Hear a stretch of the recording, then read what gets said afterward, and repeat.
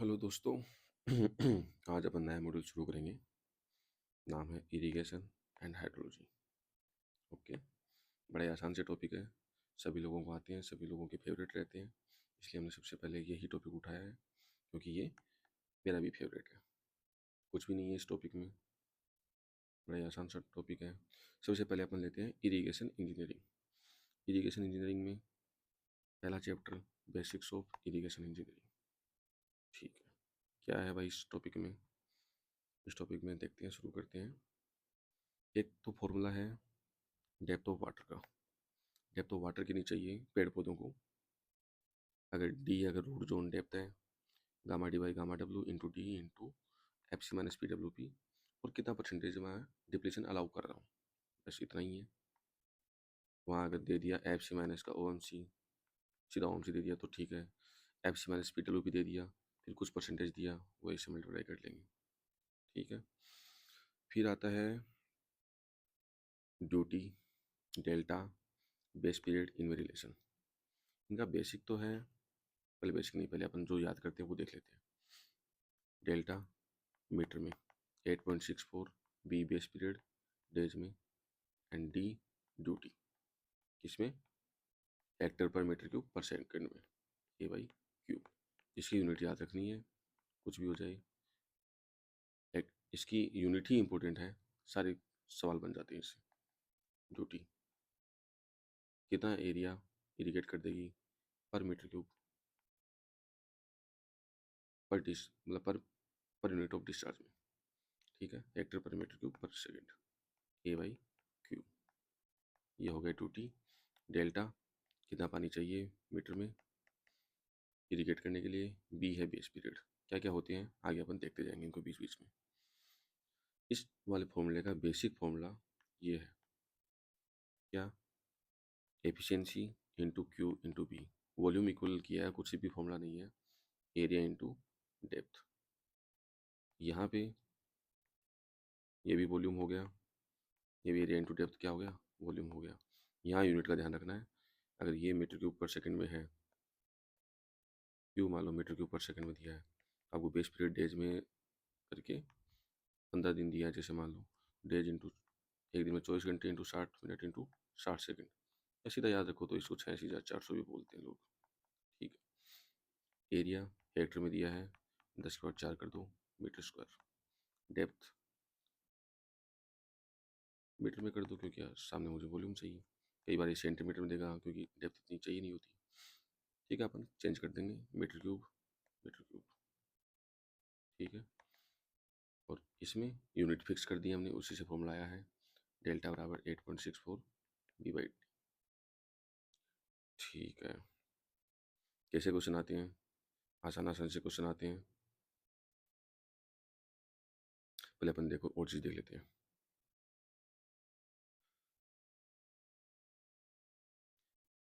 जैसे किसी क्वेश्चन में ये क्वेश्चन डेल्टा बराबर 8.64 बी बाई डी से भी कर सकते हैं, लेकिन पहले डी निकालो, पहले ड्यूटी निकालो, फिर ड्यूटी बराबर ए बाई क्यू करो, फिर वहाँ से क्यू निकालो। मैं उतना क्यों करूँगा, मैं सीधा ये फॉर्मूला लगाऊंगा बेसिक वाला।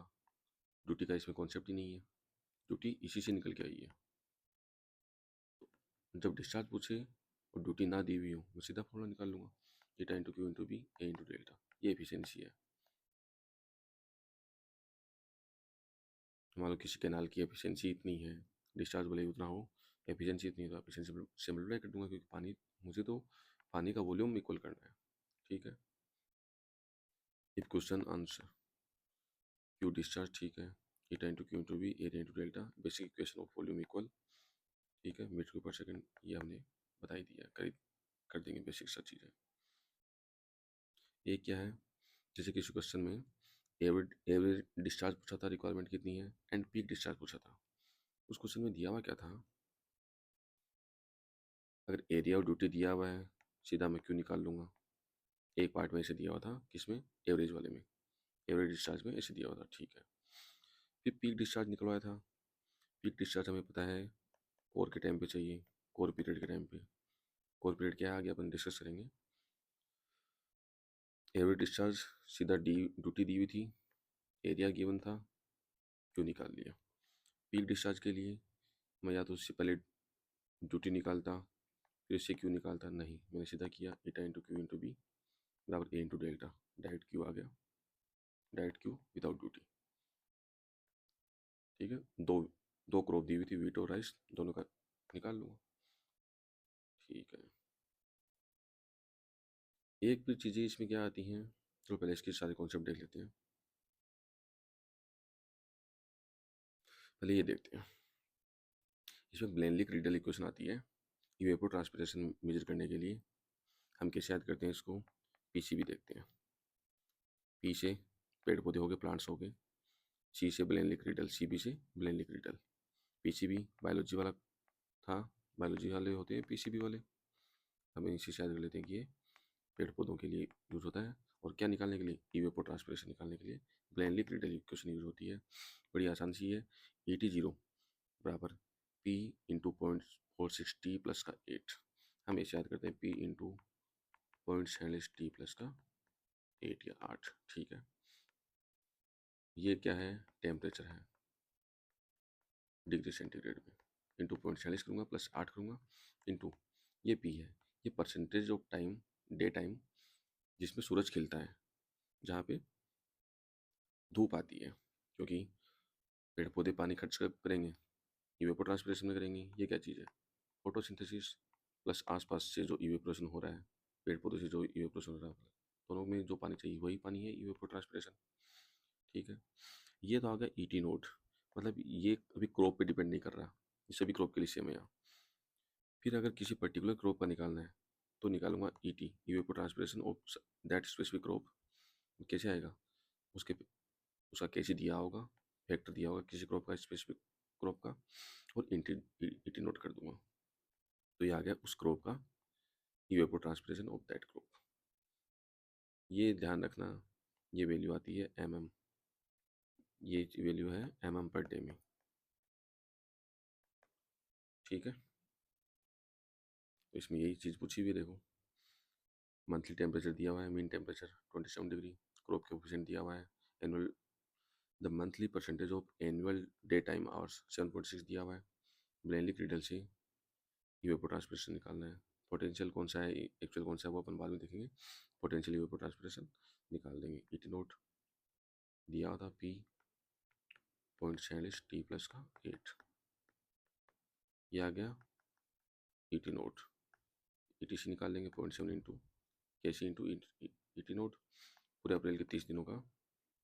अच्छा, इसमें देख लो भाई एक बार, रुको, mm पर डे में चाहिए,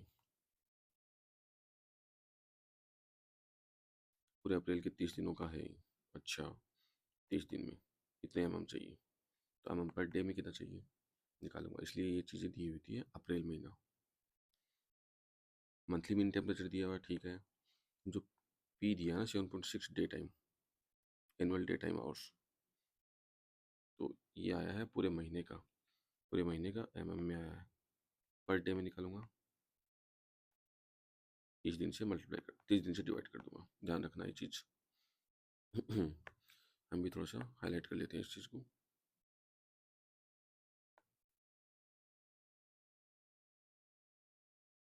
mm पर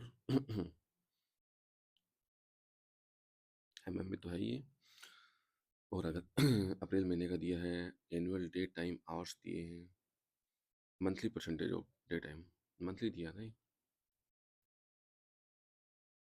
मंथली दिया तो 30 दिनों का आएगा ही। ठीक है, इस चीज़ को अपने को ध्यान रखना, मुझे भी देखो ये अभी भी पता चली है। तो एक तो में आएगा, ये अपने को आइडिया रहता है, याद रखेंगे अब चीज़ें, लेकिन monthly percentage of time, annual day time hours दिया है, तो 30 दिनों का आएगा, तो 30 दिन से डिवाइड कर देंगे। वैसे भी ठीक है, इतना पानी पीते नहीं है पेड़ पौधे एक दिन में, 30 दिन का ही होगा। ठीक है, एक कॉन्सेप्ट ये हो गया, और भी क्वेश्चन आए हुए हैं, देखो इसका। ET नोट निकालूंगा, परसेंटेज मीन टेम्परेचर दिया, परसेंटेज सनशाइन दिया, ET नोट निकालूंगा। ठीक है, ETC निकालूंगा उस क्रॉप से के मल्टीप्लाई करके, कितना mm आ गया टोटल इवेपोरेशन, रेनफॉल दी हुई है कंजप्टिव यूज निकालना है। कंजप्टिव यूज मतलब मुझे कितना कंजप्टिव यूज ही ईटी नोट है, ईटी ही कंजप्टिव यूज है, इवेपोट्रांसपिरेशन कंजप्टिव यूज है। लेकिन अगर बारिश हो जाए तो मुझे पानी कितना चाहिए, हो जाती है कंजप्टिव इरिगेशन रिक्वायरमेंट। ये क्या होती है, सी यू माइनस का रेनफॉल या ई टी माइनस का रेनफॉल। बड़ा ही आसान सा चीज़ है, सी यू ही ई टी है, कंजप्टिव यूज और ई टी। ठीक है, तो आगे ये निकाल लेंगे, इरिगेशन कितनी रिक्वायरमेंट है सब निकाल के, कुछ एफिशिएंसी वगैरह दी होगी, आसान सा चीज़ है। ठीक है, फिर आगे अपन क्या देखेंगे, कुछ कॉन्सेप्ट और देखते हैं। कॉन्सेप्ट क्या है, इरिगेशन होता कैसे कैसे है। रिवर जा रही है, हेडवर्क यहाँ से ऑपटेकिंग कैनाल गई, मेन कैनाल, इससे ब्रांच कैनाल निकली, ब्रांच कैनाल के बाद क्या आएगी, डिस्ट्रीब्यूटरी आएगी, मेजर डिस्ट्रीब्यूटरी, माइनर डिस्ट्रीब्यूटरी। फिर यहाँ आता है आउटलेट, माइनर डिस्ट्रीब्यूटरी के यहाँ आता है आउटलेट। ये क्या है, last point by irrigation department. Irrigation यहीं तक वाटर सप्लाई करके देता है, आउटलेट बना के देता है। आउटलेट के आगे वाटर कोर्स में और फील्ड में पानी सप्लाई करना किसान का काम होता है, फार्मर का काम होता है। तो वाटर कोर्स और फील्ड ये हो गया, और आउटलेट, इसलिए अपन आउटलेट तक ही पढ़ते हैं क्योंकि last point by irrigation department. कितने टाइप के आउटलेट होते हैं, क्या होते हैं, अपन देखेंगे। लेकिन जैसे समझ में आ गई, रिवर, फिर कैनाल, फिर डिस्ट्रीब्यूटरी, डिस्ट्रीब्यूटरी के बाद आउटलेट, लास्ट पॉइंट आ गया इरिगेशन डिपार्टमेंट का। फिर आता है वाटर कोर्स, जो किसान खुद अपने खेत तक ले जाने के लिए यूज करता है। ठीक है, फिर क्या चीज़ है,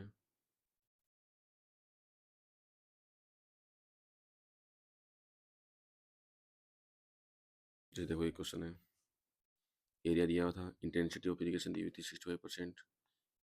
ठीक है, आगे क्या चीज़ आएंगी, अभी बस देखते रहो कैसे कैसे चीज़ें हैं, ये मत देखो कि क्या सीधा क्वेश्चन कराने लग गया। चलो फिर ठीक है, ऐसे करते हैं, पहले कुछ बेसिक बेसिक सी चीज़ें और देख लेते हैं। कोर क्या होता है, पहली सिंचाई आफ्टर, बीज बोने के बाद, आफ्टर सोइंग, बीज बोने के बाद पहली सिंचाई जो करते हैं, थोड़े थोड़े बीज उग से आते हैं, उसके बाद जो पहली सिंचाई करते हैं वो होती है कोर पीरियड। इस टाइम पे मैक्सिमम रिक्वायरमेंट ऑफ वाटर चाहिए होती है। एक आती है सिंचाई या इरिगेशन बिफोर सोइंग, बीज बोने से पहले भी एक सिंचाई करते हैं ताकि बीज अंकुरित हो सके, इसको बोलते हैं पेलियो इरिगेशन। पेलियो मतलब पहली इरिगेशन, ठीक है, अपन ऐसे याद रखेंगे, पेलियो इससे पहली इरिगेशन। कोर, भाई ये तो इरिगेशन का कोर पीरियड है, सबसे ज़्यादा इरिगेशन की रिक्वायरमेंट इसी में चाहिए होती है, कोर पीरियड। तो पेलियो इरिगेशन को क्या कहते हैं, to wet the soil before sowing the crop so that seed can start grow. कोई डेफिनेशन आए अपन ऐसे लिख देंगे कि बीज बोने से पहले की जो सिंचाई, जिससे कि seed can start the growing.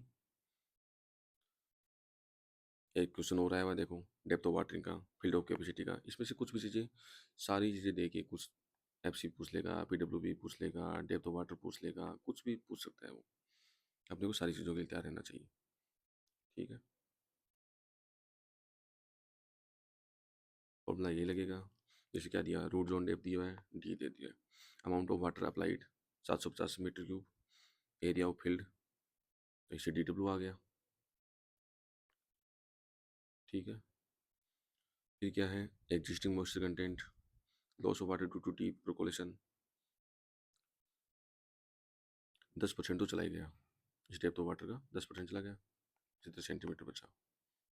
Depth of water आ गई, गामा डी दे रखा है 1.5 ग्राम पर सीसी, गामा डब्लू एक हो गया, ए 1 ग्राम पर सीसी। ठीक है, डेप्थ ऑफ रूट जोन दे रखी है, फील्ड कैपेसिटी पूछी है, और कह रहा है कि एग्जिस्टिंग मॉइस्चर कंटेंट कितना है 11, लिखूंगा 0.11 लिख दूंगा इसको, एफ सी मेरा पॉइंट्स में आ जाएगा। फील्ड कैपेसिटी है क्या, ये चीज़ वाटर कंटेंट ही तो, मॉइस्चर कंटेंट ही तो है, तो यहाँ पॉइंट में लिख दूंगा। ठीक है, तो मेरा ये चीज़ निकल के आ जाएगी, जिस यूनिट में डी होगी उसी यूनिट में डी डब्ल्यू आ जाएगा। ठीक है, और क्या चीज़ है, देखो डेप्थ ऑफ वाटर दी हुई है एब्सेंट पीडब्ल्यूपी के लिए, फील्ड कैपेसिटी के लिए तो मुझे डेप्थ ऑफ वाटर इतना चाहिए, पीडब्ल्यूपी के लिए मुझे डेप्थ ऑफ वाटर इतना चाहिए। गामा डी दिया हुआ है, अब गामा डी ये यूनिट में दी हुई है तो मैं इधर कितने गामा डब्ल्यू कितने यूनिट में रखूँगा 9.81 किलो न्यूटन पर मीटर क्यूब। गामा बराबर रो जी वाला कॉन्सेप्ट आइडिया रहना चाहिए अपने को, 1000 kg पर मीटर क्यूब, जी 9.81, ये फॉर्मूला तो बेसिक है, गामा बराबर रो जी। तो ये कितना आ गया 9810 न्यूटन पर मीटर क्यूब, तो किलो न्यूटन में कितना आ जाएगा 9.81 किलो न्यूटन पर एम क्यूब गामा। अब पिछले क्वेश्चन में हमने गामा नहीं लिया था, वो रो था, ये इंटरचेंजेबली यूज होते रहते हैं। अपने को बस यूनिट देख के देखना है कि 1.5 ग्राम पर सीसी दिया हुआ है गामा डी, तो गामा डब्ल्यू में 1 ले लूँगा 1 ग्राम पर सीसी। ठीक है,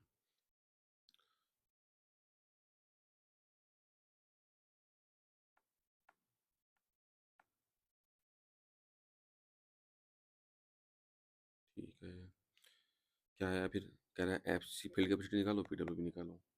फील्ड कैपेसिटी के लिए क्या करूँगा मैं, केवल फील्ड कैपेसिटी तक पानी भरना है तो मैं पहले उसलिए उसको जीरो मान लूँगा और डेप्थ ऑफ वाटर निकाल लूँगा। डेप्थ ऑफ वाटर दिया हुआ है मुझे, तो क्या निकाल लूँगा, पहले मैं एफ जीरो करके एफ सी निकाल लूँगा, फिर एफ सी को जीरो करके पीडब्ल्यू भी निकाल लूँगा। सिंपल सा था सवाल था। देखो कुछ कुछ थ्योरी वाला पार्ट है। कह रहा है पोटेंशियल इवेपोर ट्रांसपिरेशन क्या होता है। पोटेंशियल इवेपोर ट्रांसपिरेशन मतलब a perfect condition, in perfect condition evapotranspiration required by plant या water requirement by plant in perfect condition that will be PT, potential evapotranspiration. PT आ गया, potential आ गया, maximum इतना ही। अगर सब कुछ perfect condition दे दो प्लांट्स को तो कितना इवेपोर ट्रांसपिरेशन करेंगे, कितना पानी कंज्यूम करेंगे, बस उतना ही है पोटेंशियल। एक्चुअल क्या है, इन प्रीवेलिंग कंडीशन, नाम याद होना चाहिए, इन प्रीवेलिंग कंडीशन। नापेंगे किससे, लस्सी मीटर, पौधों का लस्सी मीटर है, कंफ्यूज नहीं होना चाहिए। पौधे क्या पीते हैं, अपन पानी पीते हैं, पौधे भी पानी पीते हैं, लेकिन उनके साथ उसमें न्यूट्रिएंट्स मिल के आते हैं। ये लस्सी सी बन के आती है इनकी, पता है, लस्सी पीते हैं पेड़ पौधे जड़ों से। तो ये उसको नापने का तरीका लस्सी मीटर, ठीक है। कोई बोले तो लाइसी मीटर, बाकी अपने याद करने के लिए लस्सी मीटर, ठीक है। फील्ड कैपेसिटी क्या है, ग्रेविटी से ड्रेन हो आउट होने के बाद बचा हुआ moisture content to be used for plant for evapotranspiration. Evapotranspiration में कौन सा पानी यूज करेंगे, हमने पानी दिया पेड़ पौधों को, रूट जोन में पानी डाला, कुछ पानी तो ग्रेविटी से नीचे चला गया, परकोलेट हो गया, तो ग्रेविटी से ड्रेन आउट होने के बाद बचा हुआ moisture content that will B used for plants for evapotranspiration that will be called field capacity. PWP क्या है, trees are not able to extract the water because जो सॉइल मॉइस्चर टेंशन है, soil moisture tension इतना बढ़ गया है कि अब पानी एक्सट्रैक्ट ही नहीं कर पा रहे हैं। जैसे फील्ड कैपेसिटी पे सॉइल मॉइस्चर टेंशन कितना होता है, एक एटमॉस्फेयर से भी कम होता है, तो पानी पेड़ पौधे पानी आराम से एक्सट्रैक्ट कर सकते हैं। लेकिन परमानेंट विल्टिंग पॉइंट पे वही ऑस्मोटिक प्रेशर या सॉइल मॉइस्चर टेंशन इतना हो जाता है 7 से 32 एटमॉस्फेयर कि पेड़ पौधे पानी खींच ही नहीं पाते हैं, पानी एक्सट्रैक्ट ही नहीं कर पाते हैं। बस trees are not able to extract the water because soil moisture tension is very high, 7 to 32 atmosphere, 7 से 32 एटमोसफेयर हो जाता है। फील्ड कैपेसिटी में कितना होता है, लेस देन 1 एटमोसफेयर। ठीक है, फील्ड कैपेसिटी क्या है, फील्ड कैपेसिटी के कितने टाइप्स हैं, कुछ हैं अवेलेबल वाटर या capillary water, non available moisture या वाटर, उसको हाइग्रोस्कोपिक वाटर बोलते हैं। फिर आता है एक equivalent moisture, water that saturated soil retains after being centrifuged for 30 minutes 100 times। आओ, फील्ड कैपेसिटी निकालने का तरीका क्या है, इसको निकालते हैं इक्विवेलेंट मॉइस्चर की। फील्ड में कैसे निकालेंगे भाई फील्ड कैपेसिटी, आपको खेत दे दिया कोई, बताओ भाई कोई सॉइल का सैंपल दे दिया, बताओ इसकी फील्ड कैपेसिटी क्या है। आप क्या करोगे, उसको सेचुरेट करोगे फुली, और फिर उसको 30 मिनट तक 100 बार उसको घुमाओगे, जितना पानी ड्रेन आउट होना था वो हो जाता है, और जो पानी बच जाता है उसका अपन मॉइस्चर कंटेंट निकाल लेते हैं और वही हो जाती है अपनी फील्ड कैपेसिटी। तो यही है इक्विवेलेंट मॉइस्चर। आपको कोई सॉइल का सैंपल दिया, बोला कि इसकी फील्ड कैपेसिटी बताओ, तो आप उसको पूरा क्या करोगे, सबमर्ज कर दोगे। सबमर्ज कंडीशन मतलब खूब पानी डाल दोगे उसके अंदर,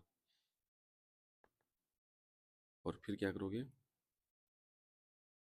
30 मिनट तक 100 बार अंडर नॉर्मल ग्रेविटी उसको सेंट्रीफ्यूज करोगे, और जितनी फील्ड के जितना मॉइस्चर उसके बाद बच जाएगा सॉइल में, वो मॉइस्चर कंटेंट वो अपन निकाल ही लेंगे। वही क्या हो जाती है फील्ड कैपेसिटी। दो दो पार्ट होते हैं फील्ड कैपेसिटी में, अवेलेबल वाटर जो कैपिलरी वाटर होता है, यही अवेलेबल वाटर होता है, इसी को पेड़ पौधे एक्सट्रैक्ट करते हैं। नॉन अवेलेबल मॉइस्चर ये हाइड्रोस्कोपिक वाटर होता है, इसको नहीं खींच पाते, आगे और अपन देखेंगे, इस डायग्राम वगैरह में आएंगे। कुछ कुछ चीज़ें हो रहे हैं। क्रॉप कैलेंडर क्या होता है, फसलों का टाइम टेबल, सोइंग कब करना है, बीज कब बोने हैं, ग्रोइंग पीरियड क्या है, इरिगेशन टाइमिंग क्या है इनकी, और हार्वेस्टिंग कटाई कब करनी है, इसको ये सारी चीज़ें जिसमें होती हैं वही क्या हो जाता है, क्रॉप कैलेंडर हो जाता है। दो पीरियड हैं अपने, क्या क्या पीरियड हैं, क्रॉप पीरियड, बेस पीरियड।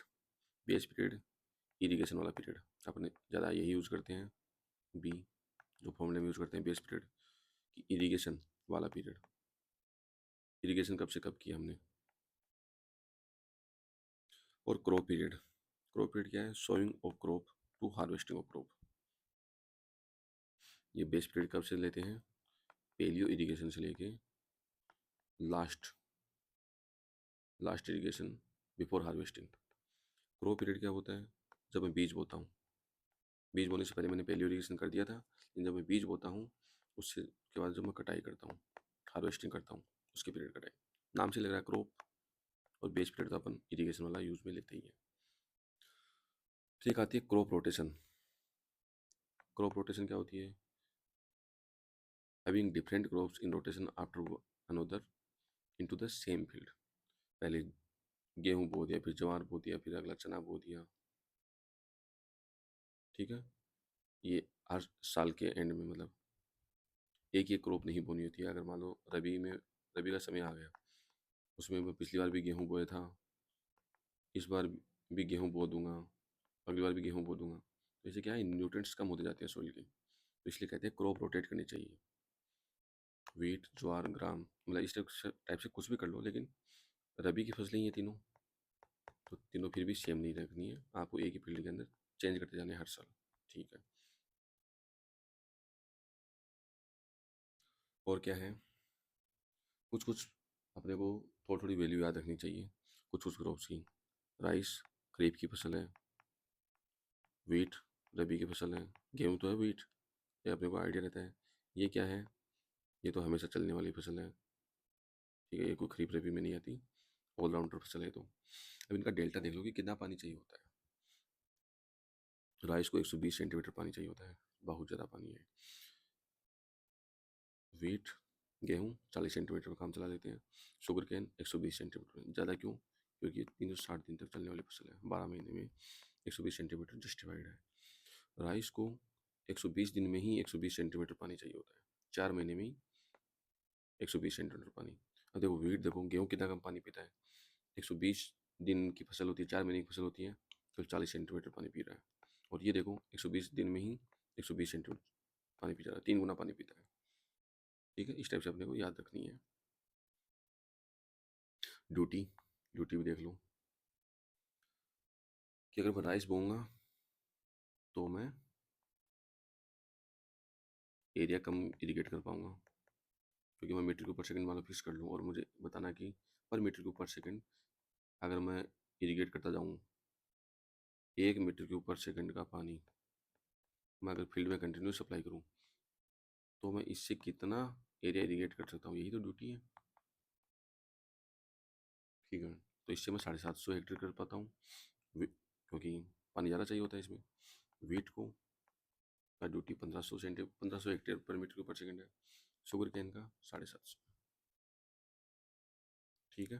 तो राइस और शुगर कैन तो लगभग सेम सी चीज़ें हैं, डेल्टा इसका सेम है। बेस पीरियड अपने को पता है कि तो 4 महीने की फसलें होती है, रबी और खरीफ तो, और शुगर कैन 360 दिन चलती है, 12 महीने चलती है। अब देखो ड्यूटी के बारे में देख लो।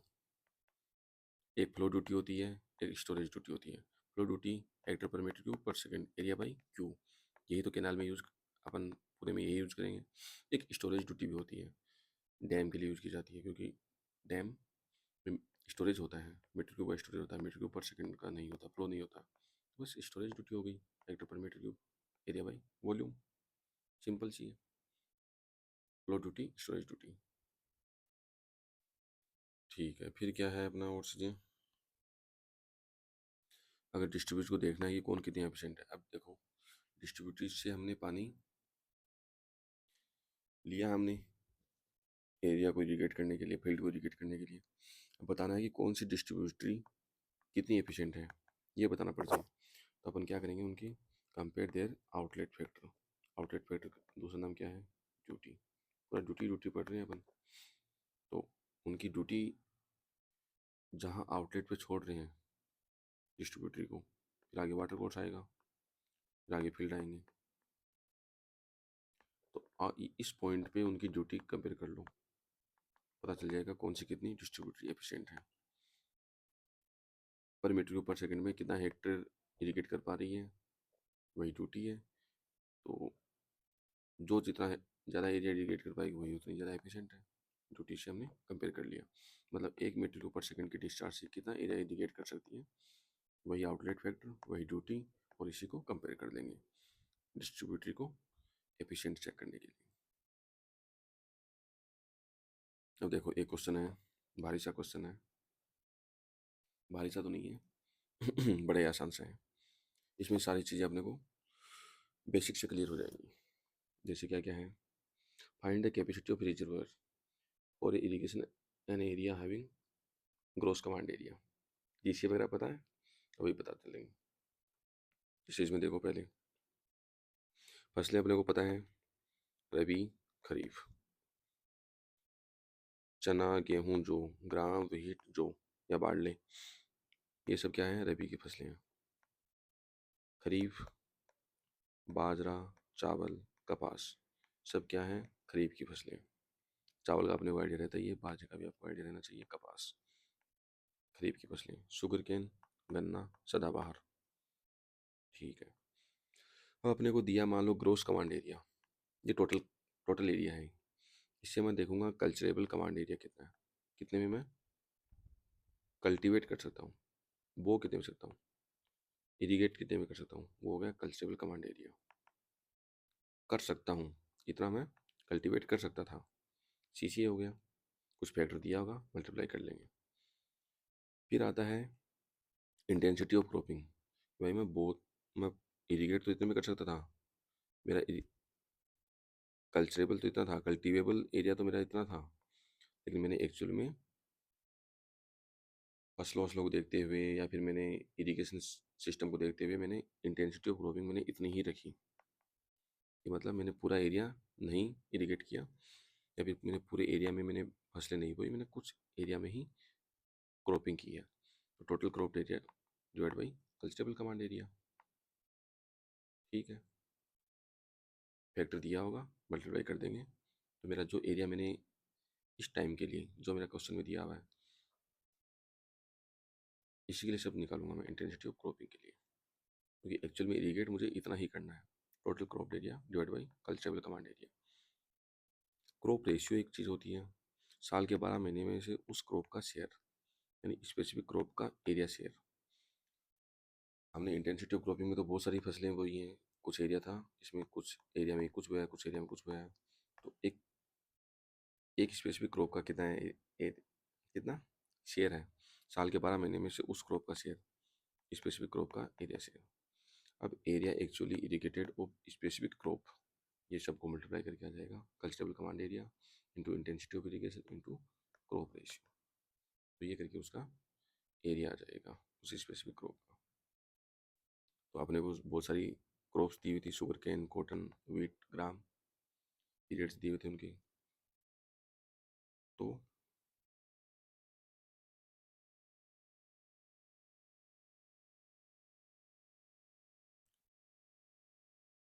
ग्रोस कमांड एरिया दिया हुआ था, नो नॉन कल्चरेबल एरिया दिया था उन्होंने, CCA कितना आएगा 0.75 इंटू 40,000 हेक्टर, ठीक है, इंटू इंटेंसिटी ऑफ इरीगेशन करूँगा हर एक क्रॉप के लिए, इस क्रॉप का यहाँ लिख लूँगा एरिया एक्चुअल, ठीक है, और सबको मल्टीप्लाई करके ले आऊँगा। क्रॉप रेशियो लेकिन 4 3 10 3 2 12, 4 3 7 3 2 3 12, टोटल 12 है। 12 महीने में से इसका शेयर कितना था 4/12, इसका कितना था 3/12, इससे मल्टीप्लाई कर दूंगा मैं, 4/12 60%, ठीक है। CCA पहले निकाल लिया हमने, हर एक हर एक क्रॉप का हमने एरिया निकाल लिया। अब क्या करूँगा मैं, क्या पूछा इसने, डिजाइन डिस्चार्ज पूछा है, कैपेसिटी फैक्टर पूछा है, ठीक है, बहुत सारे लॉसेस वॉसेस दिए हुए हैं। तो पहले मैं कितना कितना इसमें देखो, आउटलेट फैक्टर दिया हुआ है और ड्यूटी दी हुई है, ड्यूटी दी हुई है, एरिया मैंने निकाल लिया। तो अब मैं उल्टा पुल्टा क्यों भागूंगा, सीधा क्यों निकाल लूँगा मैं, तो सीधा डिस्चार्ज चाहिए मुझे, बेस पीरियड का मुझे काम ही नहीं आएगा।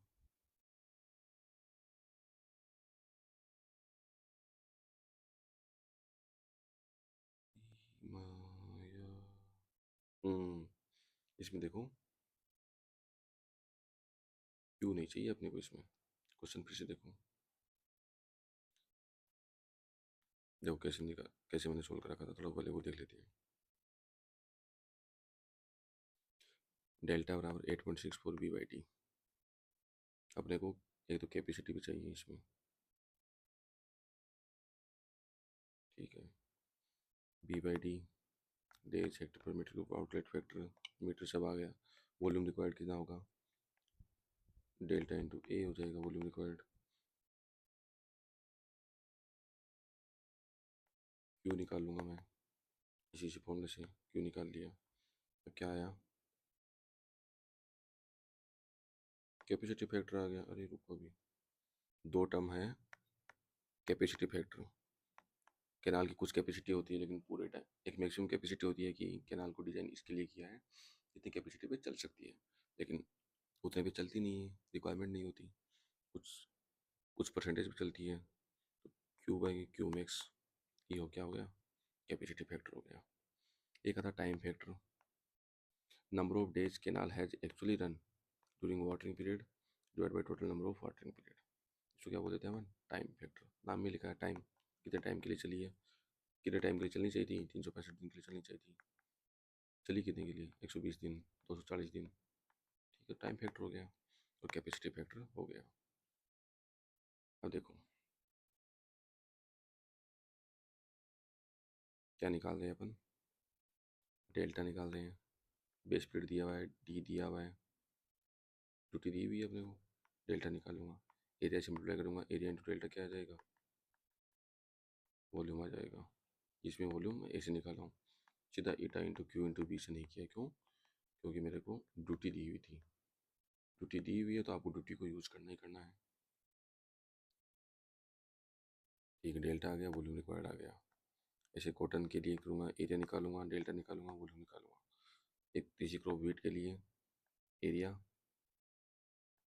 एरिया अपने को कैसे निकाल रहा हूँ, GCA इंटू 0.75 दिया हुआ था, तो क्या आ गया, CCA आ गया, कल्चरेबल कमांड एरिया, इसे मैं इंटेंसिटी ऑफ इरीगेशन से मल्टीप्लाई कर दूंगा, इनटू और किससे मल्टीप्लाई करूँगा, क्रॉप रेशियो से, क्रॉप रेशियो ध्यान देना दो नहीं है, 2/12 आएगा, 3/12 आएगा, डेल्टा आ गया, फिर से वॉल्यूम आ गया,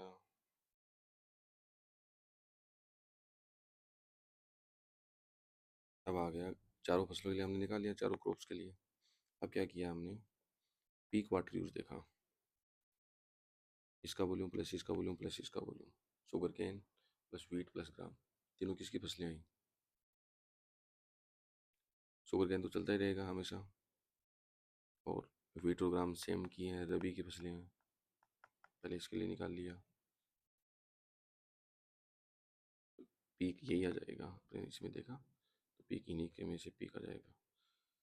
क्योंकि 3 चीज़ें जुड़ रही हैं, उसमें क्या जुड़ेगा, volume of sugarcane plus का वॉल्यूम ऑफ, क्या था वो, कौन सी फसल थी, volume of cotton. Volume of cotton तो उसका कम ही आ रहा हो, वॉल्यूम ऑफ कॉटन इतना आया, ये इतना आया, कम ही है, 2700 2000 मिल के।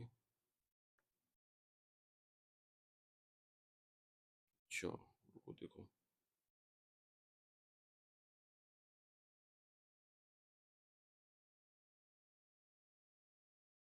वॉल्यूम तो यार इसमें जाना चाहिए मुझे, 5800 आ रखा है, और इसमें मुझे 2700 ही चाहिए,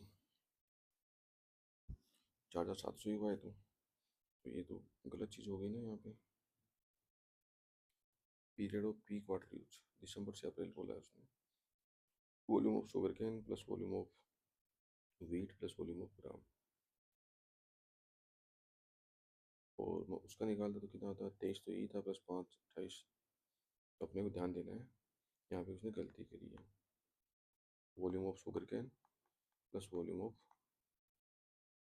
कॉटन भी निकाल के देखना है, अगर वो ज़्यादा है तो फिर वो ले लूँगा, 20% एक्स्ट्रा अलाउंस भी करूँगा, दिया हुआ है क्वेश्चन में। तो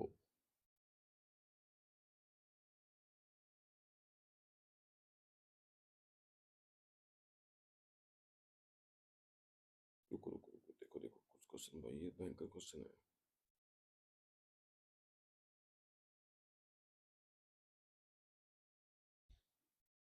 ठीक है ठीक है, टाइम फैक्टर वगैरह तो अपन देख लेंगे बाद में, पहले को मुझे वॉल्यूम कितना चाहिए फील्ड के अंदर वो देखना है, ये सब तो बात की थी, रिजर्वेशन लॉस, रिजर्वर का losses, convention losses, time factor, ये सब बात की बातें हैं। पहले मुझे चाहिए कि फील्ड में पानी कितना चाहिए, निकालता है शुगर केन के टाइम पे मुझे इतना पानी चाहिए, ये तो हमेशा चाहिए। कॉटन टाइम पे देखा मैंने 5832 हेक्टर मीटर चाहिए, हेक्टर मीटर वॉल्यूम हो गया है। वीट के टाइम पे देखा और ग्राम के टाइम पे देखा, ठीक है। Period of peak water use, दिसंबर से अप्रैल में,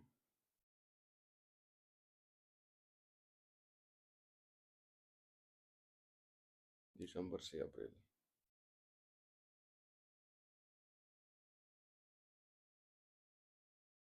अच्छा स्टोरेज की रिजर्व की कैपेसिटी निकालनी है तो अपने को सारा वॉल्यूम तो कैलकुलेट करना ही करना है, लेकिन due to 20% extra allowance during peak period, period of peak water use, ये कैसे आया, कुछ कुछ कमियां हैं इस क्वेश्चन में, चलो फिर से देखेंगे इसको, अभी एक क्वेश्चन पर नहीं स्टिक करते हैं।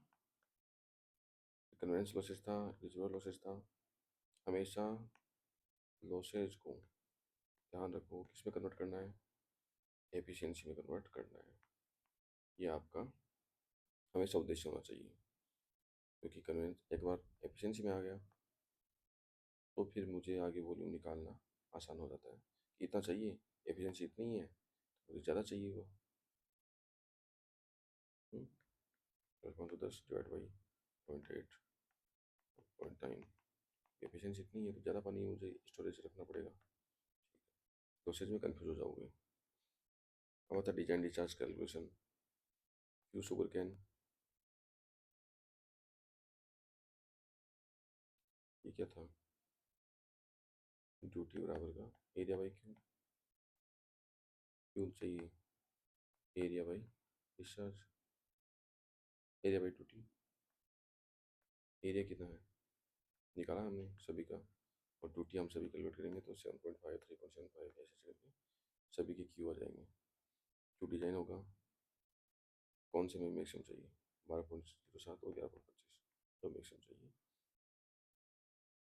अब पहले या तो फिर इसको ये निकालना चाहिए था कि इसमें पता चल जाता है कि मैक्सिमम क्यू किस में रिक्वायरमेंट है, वॉल्यूम अलग अलग चीज़ है, क्यू अलग चीज़ है। पीक पीरियड मेरा, इसलिए यहाँ से इसने माना है कि मेरा दिसंबर से अप्रैल मेरा पीक पीरियड है, क्योंकि मुझे इसमें ज़्यादा पानी चाहिए 12.07, इसलिए मुझे वहाँ पे 20% इसने इंक्रीज किया था।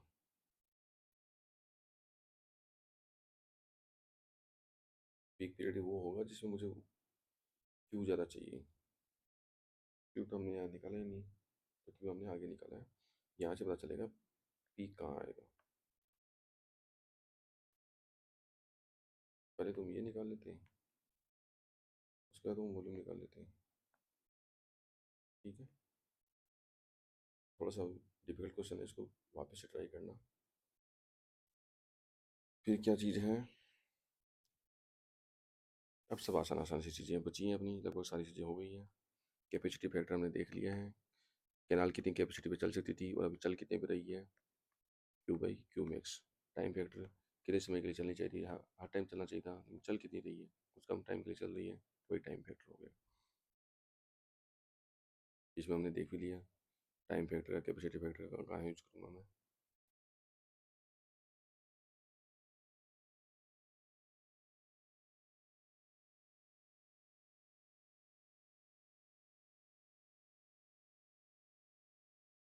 टाइम फैक्टर, और तो क्या दिया है, कैपेसिटी फैक्टर है। इसमें तो आगे सिंपल सा डिजाइन डिस्चार्ज हमने कन्वर्ट कर लिया, क्यू मैक्स कर लिया, कैपेसिटी फैक्टर देख लूँगा, क्यू एवरेज कितना आ रहा है, क्यू मैक्सिमम, क्यू एवरेज क्या क्या करूँगा, सबका एवरेज ले लूँगा, क्यू मैक्सिमम पता है मुझे, टाइम फैक्टर मुझे पता है। ये सब चीज़ें तो आसान आसान चीज़। ठीक है, अब आगे अपन एक जगह स्टिक नहीं रहते हैं, दूसरी जगह चलते हैं। Soil moisture tension eight field capacity eight P. Field capacity पे अपने को पता है लेस देन 1 एटमोसफियर, पी 7 से 32 एटमोसफियर।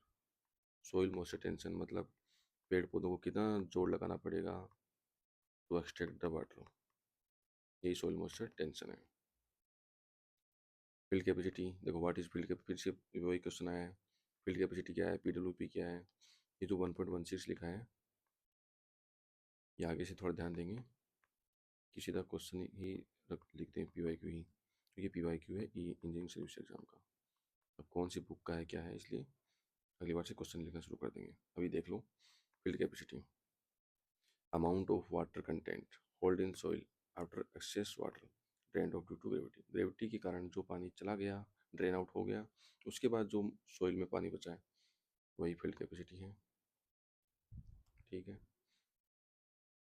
अपन जैसे पहले उसमें पढ़ते थे, specific yield plus specific tension बराबर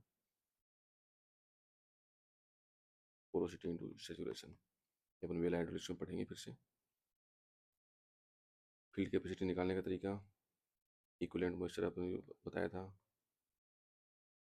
कि 30 मिनट के लिए 100 बार घुमाओ, सेंट्रीफ्यूज करो, जो पानी बच जाए वही फील्ड कैपेसिटी है, क्योंकि जो ग्रेविटी के कारण जो पानी जाना था वो जा चुका है। ठीक है, PWP, plant do not able to extract water for their growth because soil moisture tension is very high and in the range of 7 से 32 एटमोसफियर। PWP पे 7 से 32 एटमोसफियर, फील्ड कैपेसिटी पे लेस देन 1 एटमोसफियर, तो आराम से यहाँ पे extract कर पाते हैं, यहाँ पे करना काफ़ी मुश्किल हो जाता है। DW depth of watering, gamma D by gamma W T F C minus PWP into percentage depletion कितना अलाउ करते हो, ये दोनों चीज़ें दी हुई हों और बोला कि मैं 75% ही डिप्लीशन अलाउ कर रहा हूँ, तो इंटू 0.75 कर दूंगा, ये आप लोग चीज़ें आती हैं। अब एक आता है frequency of irrigation. Frequency of irrigation, मान लो डेप्थ ऑफ वाटर इतनी चाहिए और डेली पानी कंजप्टिव यूज इतना है इसका, तो अपने को पता चल जाएगा कि इतने दिनों बाद पानी देना है, सिंपल सा है। DW फॉर्मूले से निकाल लूँगा, कंजप्टिव यूज दे के रखा होगा, फ्रीक्वेंसी ऑफ इरीगेशन निकाल लूँगा। क्या है देखो ये चीज़ हमने सबको नहीं पढ़ रखी होती है।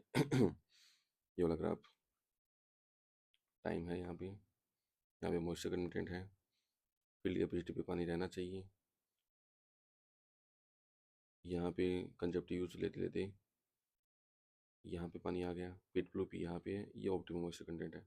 जैसे ही ऑप्टिमम मॉइस्चर कंटेंट पे आया, मैं वापस से पानी इरीगेट कर दूंगा, फिर यूज़ करते हुए कम होगा पानी, फिर मैं वापस से इरीगेट कर दूंगा। तो यही था फ्रीक्वेंसी ऑफ इरीगेशन। ठीक है, डेप्थ ऑफ वाटर में यहाँ से निकाल लूँगा और कंजप्टिव यूज मुझे डेली का पता है। फिर देखो FC माइनस PWP, ये क्या है, अवेलेबल मॉइस्चर, कितना मॉइस्चर अवेलेबल है, बाकी कुछ तो ड्रेन आउट हो गया, तो FC माइनस PWP जो बचा है वही मेरा अवेलेबल मॉइस्चर है। इसमें भी दो टाइप के हैं, ये है रेडिली अवेलेबल मॉइस्चर, इसी को मैं यूज़ करता हूँ फॉर्मूले में, रेडिली अवेलेबल मॉइस्चर। ये मेरा आसानी से अवेलेबल मॉइस्चर है, क्योंकि PWP तो हो जाता है 7 से 32 एटमोसफियर, इससे तो पानी निकाल नहीं पाते। तो मैं चाहता नहीं हूँ कि मेरा पेड़ पौधे हर बार यहाँ पे पहुँचे फिर मैं पानी दूँ, नहीं, यहाँ पे OMC ऑप्टिमम मॉइस्चर कंटेंट एकदम मरने वाले होते हैं तब थोड़ा ना पानी देते हैं, पानी पहले ही प्रोवाइड करते हैं। तो ऑप्टिमम ऑप्टिमम मॉइस्चर कंटेंट से PWP के बीच में ये क्या होता है, NRAM, non readily available moisture, non readily available moisture. Hygroscopic water होता है, ये इतना आसानी से पानी एक्सट्रैक्ट नहीं कर पाते, हाइग्रोस्कोपिक वाटर हो जाता है। और PWP तो 7 से 32 एटमोसफियर सॉइल मॉइस्चर टेंशन हो जाता है, पानी एक्सट्रैक्ट करना ही बड़ा मुश्किल हो जाता है। Hygroscopic water is considered as unavailable water और नॉन रेडिली अवेलेबल मॉइस्चर। ठीक है, अब क्या है, एक क्वेश्चन था उसमें बस इतना ध्यान रखना था, एफ सी माइनस PWP के बाद अपने को 50% से 80% तक कोई भी एक नंबर अज्यूम करके कि कितना डिप्लेशन अलाउ कर रहा हूँ। किसी को सवाल में दिया नहीं होता तो हम करेंगे एफ सी माइनस PWP और अज्यूम कर लेंगे कि 0.80% तक ही मैं डिप्लेशन अलाउ कर रहा हूँ, मतलब 80% तक ही अलाउ कर रहा हूँ तो 0.8 हो जाएगा। ठीक है, ये उस क्वेश्चन में करते हैं जैसे कि सॉल्यूशन में किया था, और अच्छी चीज़ थी, ये हमने पढ़ लिया।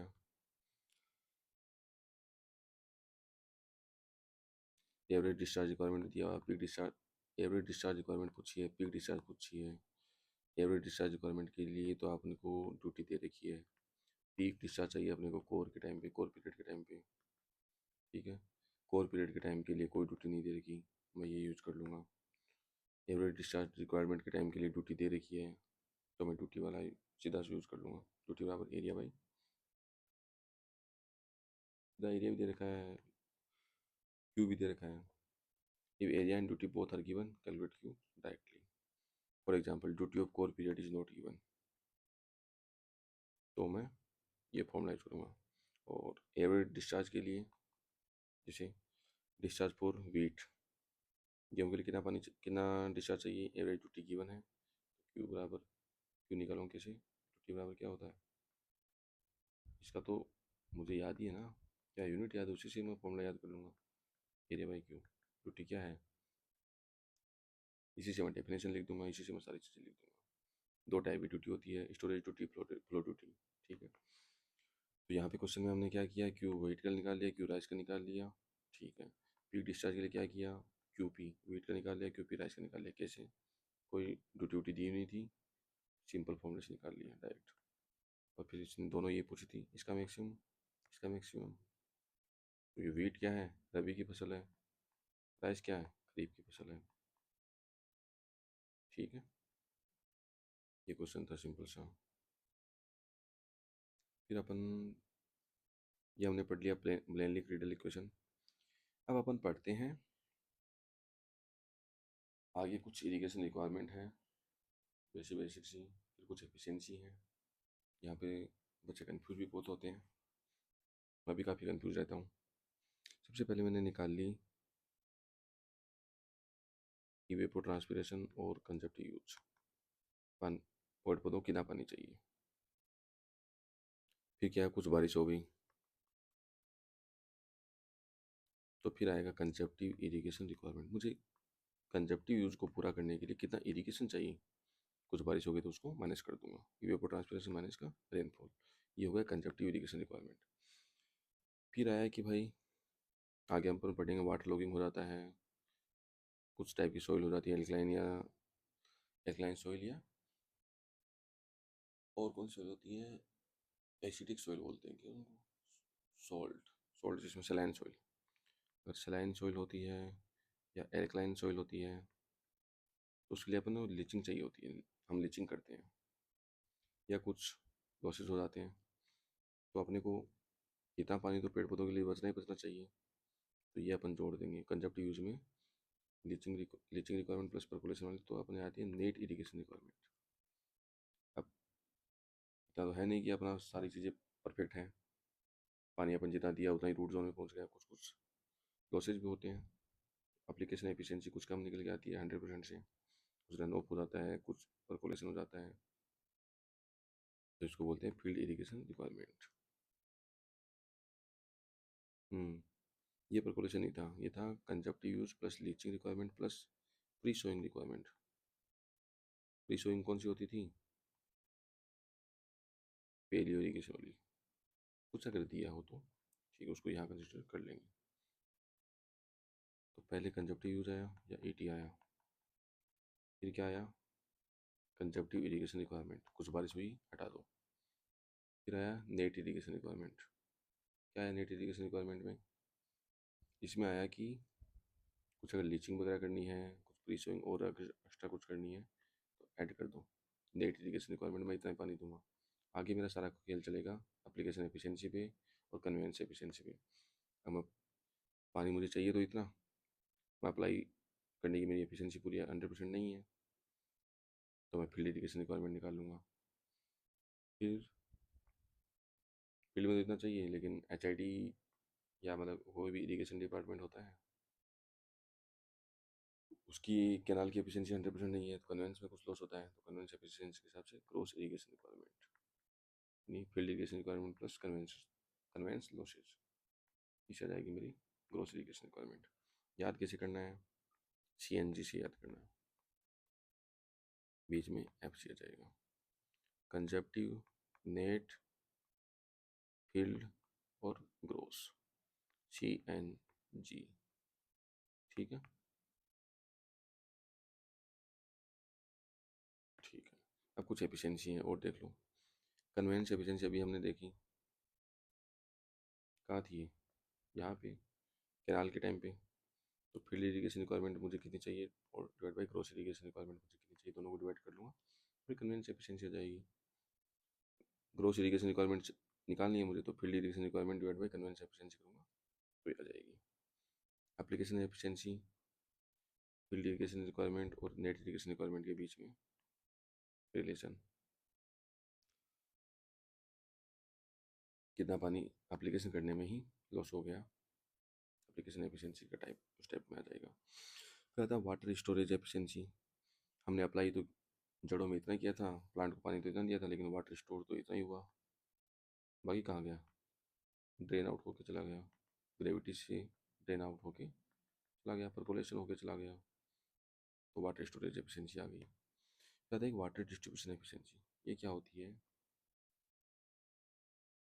इधर से मैं पानी देना शुरू किया, यहाँ तो पानी की डेप्थ ज़्यादा आ गई, लेकिन समय के साथ धीरे धीरे करके पानी डेप्थ कम होगी, समय के साथ नहीं, डिस्टेंस के साथ। यहाँ पानी डेप्थ इतनी है, थोड़ा सा आगे गया पानी डेप्थ D2 मिली मुझे, लेकिन होनी तो बराबर चाहिए थी, ये होनी तो ये परफेक्ट चाहिए थी ऐसे, ऐसी नहीं हुई। यहाँ पानी डेप्थ D1, यहाँ पानी डेप्थ D2, तो डेविएशन कितना है? एवरेज निकालूंगा मैं, D1 प्लस D2/2 लाइन खींचूंगा, उसमें इसमें कितना डेविएशन ऑफ Y1, इसमें कितना डेविएशन ऑफ Y2, दोनों का सम करूँगा। पहले तो मैं इनका एवरेज लूँगा मोड लेके, मुझे केवल वैल्यू चाहिए, प्लस माइनस नहीं चाहिए, और डिवाइड बाई 2 कर दूंगा, तो एवरेज डेविएशन आ गया मेरा। और average deviation divide by average depth, यही क्या हो जाती है? डिस्ट्रीब्यूशन एफिशिएंसी हो जाती है। इसको निकालने का तरीका अच्छा है, इसको जो कुछ क्वेश्चन वगैरह होंगे वो भी देखेंगे, बाकी निकालने का तरीका ध्यान देना, इसमें कंफ्यूज नहीं होना चाहिए। ये मेरी एवरेज डेप्थ है, D1 प्लस D2/2, और ये मेरा एवरेज डेविएशन है Y1 mode plus Y2 mode divide by 2। D क्या है? D1 plus D2/2। ठीक है, ये हो गई मेरी water distribution efficiency. Water distribute भी सही से नहीं हो रहा, कुछ कुछ लॉसेज हो रहे हैं, इस चक्कर में अगर मैं डाउनवर्ड जाऊँगा तो ऐसे मुझे देखने को मिलता है। ठीक है, क्या कहता है? Efficiency of water used by plants plus used for leaching divide by total delivered water, ये होगा बस वाटर यूज। ये तो हमने पढ़ भी लिया होगा। वाटर स्टोरेज पढ़ा, वाटर डिस्ट्रीब्यूशन पढ़ा, एप्लीकेशन पढ़ा, कन्वेंस पढ़ा, वाटर यूज एफिशिएंसी नहीं पढ़ी, वो भी पढ़ लो। प्लांट्स प्लस लीचिंग के लिए जिसके लिए पानी दिया था वो कितना यूज़ करते हैं, डिवाइड बाई हमने टोटल दिया कितना था पानी, कहीं ना कहीं लॉस हो रहा होगा वो पता चल जाएगा। अब आता है अपना ट्रांसपिरेशन। ट्रांसपिरेशन मतलब water used by plants during photosynthesis only for their growth. इसमें एक कॉन्सेप्ट आता है ट्रांसपिरेशन रेशियो। क्या होता है? ट्रांसपिरेशन रेशियो होता है amount of water used in transpiration by plants, पानी कितना यू पिया, divide by total mass of dry matter, और उन्होंने ड्राई मैटर कितना प्रोड्यूस किया। पेड़ पौधों की एफिशिएंसी टाइप निकालना का फॉर्मूला टाइप का मान लो ट्रांसपिरेशन रेशियो, कि पानी पी कितना रहे हैं, पानी यूज़ कितना कर रहे हैं, amount of water used in transpiration by plants, उसका मास हो गया, divide by total mass of dry matter produced, उस पानी से ड्राई मैटर कितना प्रोड्यूस कर रहे हैं, वही हो जाता है ट्रांसपिरेशन रेशियो। ट्रांसपिरेशन नापते किससे हैं? फाइटोमीटर से नापते हैं। ईटी किससे नापते हैं? लसीमीटर से नापते हैं। आगे और भी देखेंगे अपन इसमें। तो ये ट्रांसपिरेशन किससे नापेंगे? फाइटोमीटर। फाइटो किसको बोलते हैं? प्लांट्स को भी बोलते हैं। तो केवल प्लांट्स का फोटोसिंथेसिस के दौरान नापना है, कोई इसमें इवेपोरेशन नहीं है, तो आ जाता है फाइटोमीटर। इवेपोरेशन नापना, इवेपोरेशन प्लस ट्रांसपिरेशन, तो वो हो जाता है इवेपोर ट्रांसपिरेशन, और ये नापता हूँ मैं लसीमीटर से। ठीक है, सिंपल है। क्या करते हैं? लॉस ड्यू टू ट्रांसपिरेशन कैसे करते हैं? m1 प्लस m क्या है? Weight of enclosed and water tight tank. ठीक है, कुछ वाटर टाइट टैंक दिया, उसमें पौधा उगा रखा था, जैसे ये यहाँ पौधा उगा रखा है, उसका मास ले लिया, वेट ले लिया, कुछ हमने पानी दिया, वाटर ऐड किया, वो पानी का मास ले लिया। थोड़े दिनों बाद देखा कि फाइनल वेट ऑफ इंस्ट्रूमेंट कितना बचा है, तो जितना पानी उड़ गया क्या हो गया, पौधों ने यूज़ कर लिया, loss due to transpiration. Simple सा है। और इस टाइप का दिखता है। Phytometer is use for to measure the transpiration. Weight ले लेते हैं इनका, पहले वेट ले लिया, पानी ऐड किया, तब वेट ले लिया, और फिर कुछ दिनों बाद M2 ले लिया। जो डिफरेंस आएगा वही क्या आ जाएगा? ट्रांसपिरेशन। लॉस मान लो या ट्रांसपिरेशन मान। ठीक है, अब आता है इवेपो ट्रांसपिरेशन और कंजप्टिव यूज, जिसके अपन काफ़ी देर से बातें कर रहे थे। और आप फिर से देखते हैं क्या चीज़ है। Total amount of water used by the plants in transpiration of plant, ठीक है, फोटोसिंथेसिस के दौरान, and evaporation from adjacent soil और any water body in case of plant grows in the water. क्या बोल रहा है? Total amount of water use by plants, ठीक है, पानी ने कितना, पौधों ने कितना पानी यूज किया इन ट्रांसपिरेशन, ठीक है, फोटोसिंथेसिस के दौरान कितना यूज किया, प्लस जब फोटोसिंथेसिस कर रहे होंगे तो आसपास की सॉइल से इवेपोरेशन भी हो रहा था, वो भी हमने साथ में ऐड कर लिया।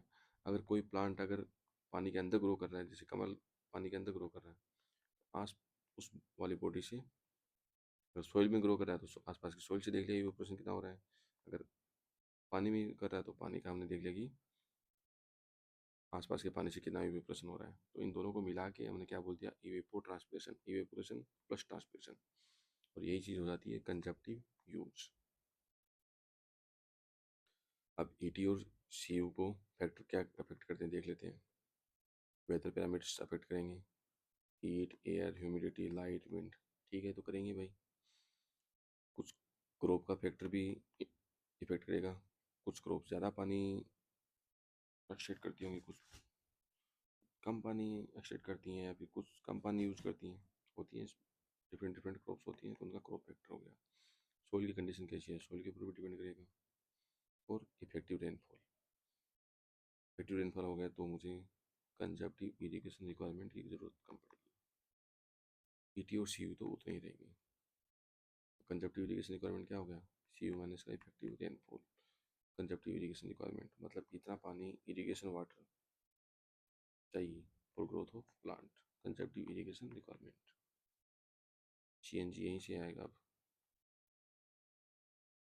कंजप्टिव नेट फील्ड ग्रोस। कुछ लीचिंग की रिक्वायरमेंट भी थी मुझे, कंजप्टिव तो यूज़ करने ढूंढना था, कंजप्टिव रिक्वायरमेंट तो थी, कुछ मुझे लीचिंग की रिक्वायरमेंट भी थी, कुछ सलाइन सॉइल एल्कलाइन सॉइल को हटाने के लिए। नेट इरीगेशन रिक्वायरमेंट कितना, कंजप्टिव इरीगेशन रिक्वायरमेंट प्लस का लीचिंग रिक्वायरमेंट, तो हो गया नेट इरीगेशन रिक्वायरमेंट। फिर आगे तो लॉसेज वाला सिस्टम चलेगा कि मैंने पानी दिया, कुछ परकोलेशन से लॉस हो गया, रन ऑफ से लॉस हो गया, पानी में फील्ड में पानी अप्लाई करते टाइम, तो अपना इसमें फील्ड इरीगेशन रिक्वायरमेंट आ जाएगी। फिर कुछ नहरों में पानी लॉस हो गया, ग्रोस इरीगेशन रिक्वायरमेंट आ जाएगी। ठीक है, CNG।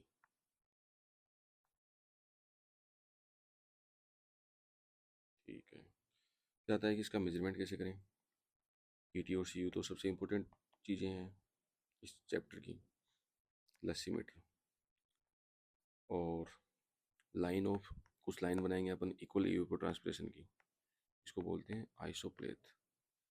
कन्फ्यूज मत होना, आइसो मतलब इक्वल, किसी भी चीज़ की कोई इक्वल क्वांटिटी हो रही है, किसकी हो रही है, आइसोप्लेथ।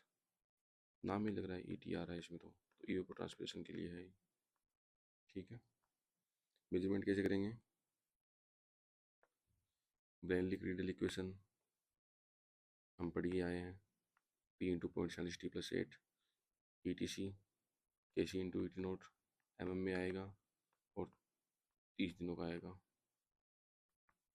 तो mm/डे में कन्वर्ट कर लेंगे अपन इसको। एक आता है हार्ग्यूरेस क्लास A इवेपोरेशन मेथड, ये अपन इवेपोरेशन का मेथड भी है जो हाइड्रोलॉजी में पढ़ेंगे अब, और ये इवेपोट्रांसपिरेशन निकालने का भी मेथड है। क्या, पैन इवेपोरेशन देख लिया, ये पैन है, इससे कितना इवेपोरेशन हो रहा है, और इस क्रॉप का कुछ कोफिशिएंट होगा, उससे मल्टीप्लाई कर लेंगे तो पता चल जाएगा इवेपोट्रांसपिरेशन कैसे है।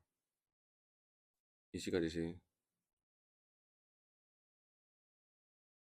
इसमें जब इवेपोरेशन पढ़ेंगे तो पैन इवेपोरेशन इनटू अपन एक फैक्टर से मल्टीप्लाई कर देंगे, तो इसे क्या आ जाएगा, लेक का इवेपोरेशन आ जाएगा। ऐसे ही अपन पैन इवेपोरेशन को अगर क्रॉप के फैक्टर से मल्टीप्लाई कर दिया तो इवेपोट्रांसपिरेशन आ जाएगा। ये Hargreaves class A pan evaporation method है। क्लास A पैन कैसा होता है देख लो, तो थोड़ा आइडिया रहना चाहिए कि ये ऐसा रहता है, एनीमोमीटर लगा हुआ है हवा नापने के लिए, 120 सेंटीमीटर का डाया रहता है, 15 सेंटीमीटर किसी चीज़ के ऊपर रखते हैं, नीचे नहीं रखते ग्राउंड के ऊपर, 15 सेंटीमीटर ऊपर रखते हैं ग्राउंड से। हाइट इसकी 25.4 सेंटीमीटर होता है, जिसमें पानी पानी केवल 20 सेंटीमीटर लगभग डालते हैं, ऊपर का 5 से 8 सेंटीमीटर खाली रखते हैं। बस यही है इवेपोरेशन, पैन इवेपोरेशन जो क्लास A जो इवेपोरेशन है। ठीक है, 120 सेंटीमीटर का डाया, 15 सेंटीमीटर पानी, सॉरी 15 सेंटीमीटर ज़मीन से ऊपर रखेंगे, 25 सेंटीमीटर के अराउंड का डेप्थ रहती है, जिसमें से 5 से 8 सेंटीमीटर डाउन रखते हैं अपन पानी हमेशा। ठीक है, फिर क्या है, एक इक्वेशन और है पेलमैन्स इक्वेशन, ये भी क्या नापती है, इवेपोट्रांसपिरेशन निकाल के देती है अपने। ठीक है भाई, कैसे निकालेगी ये,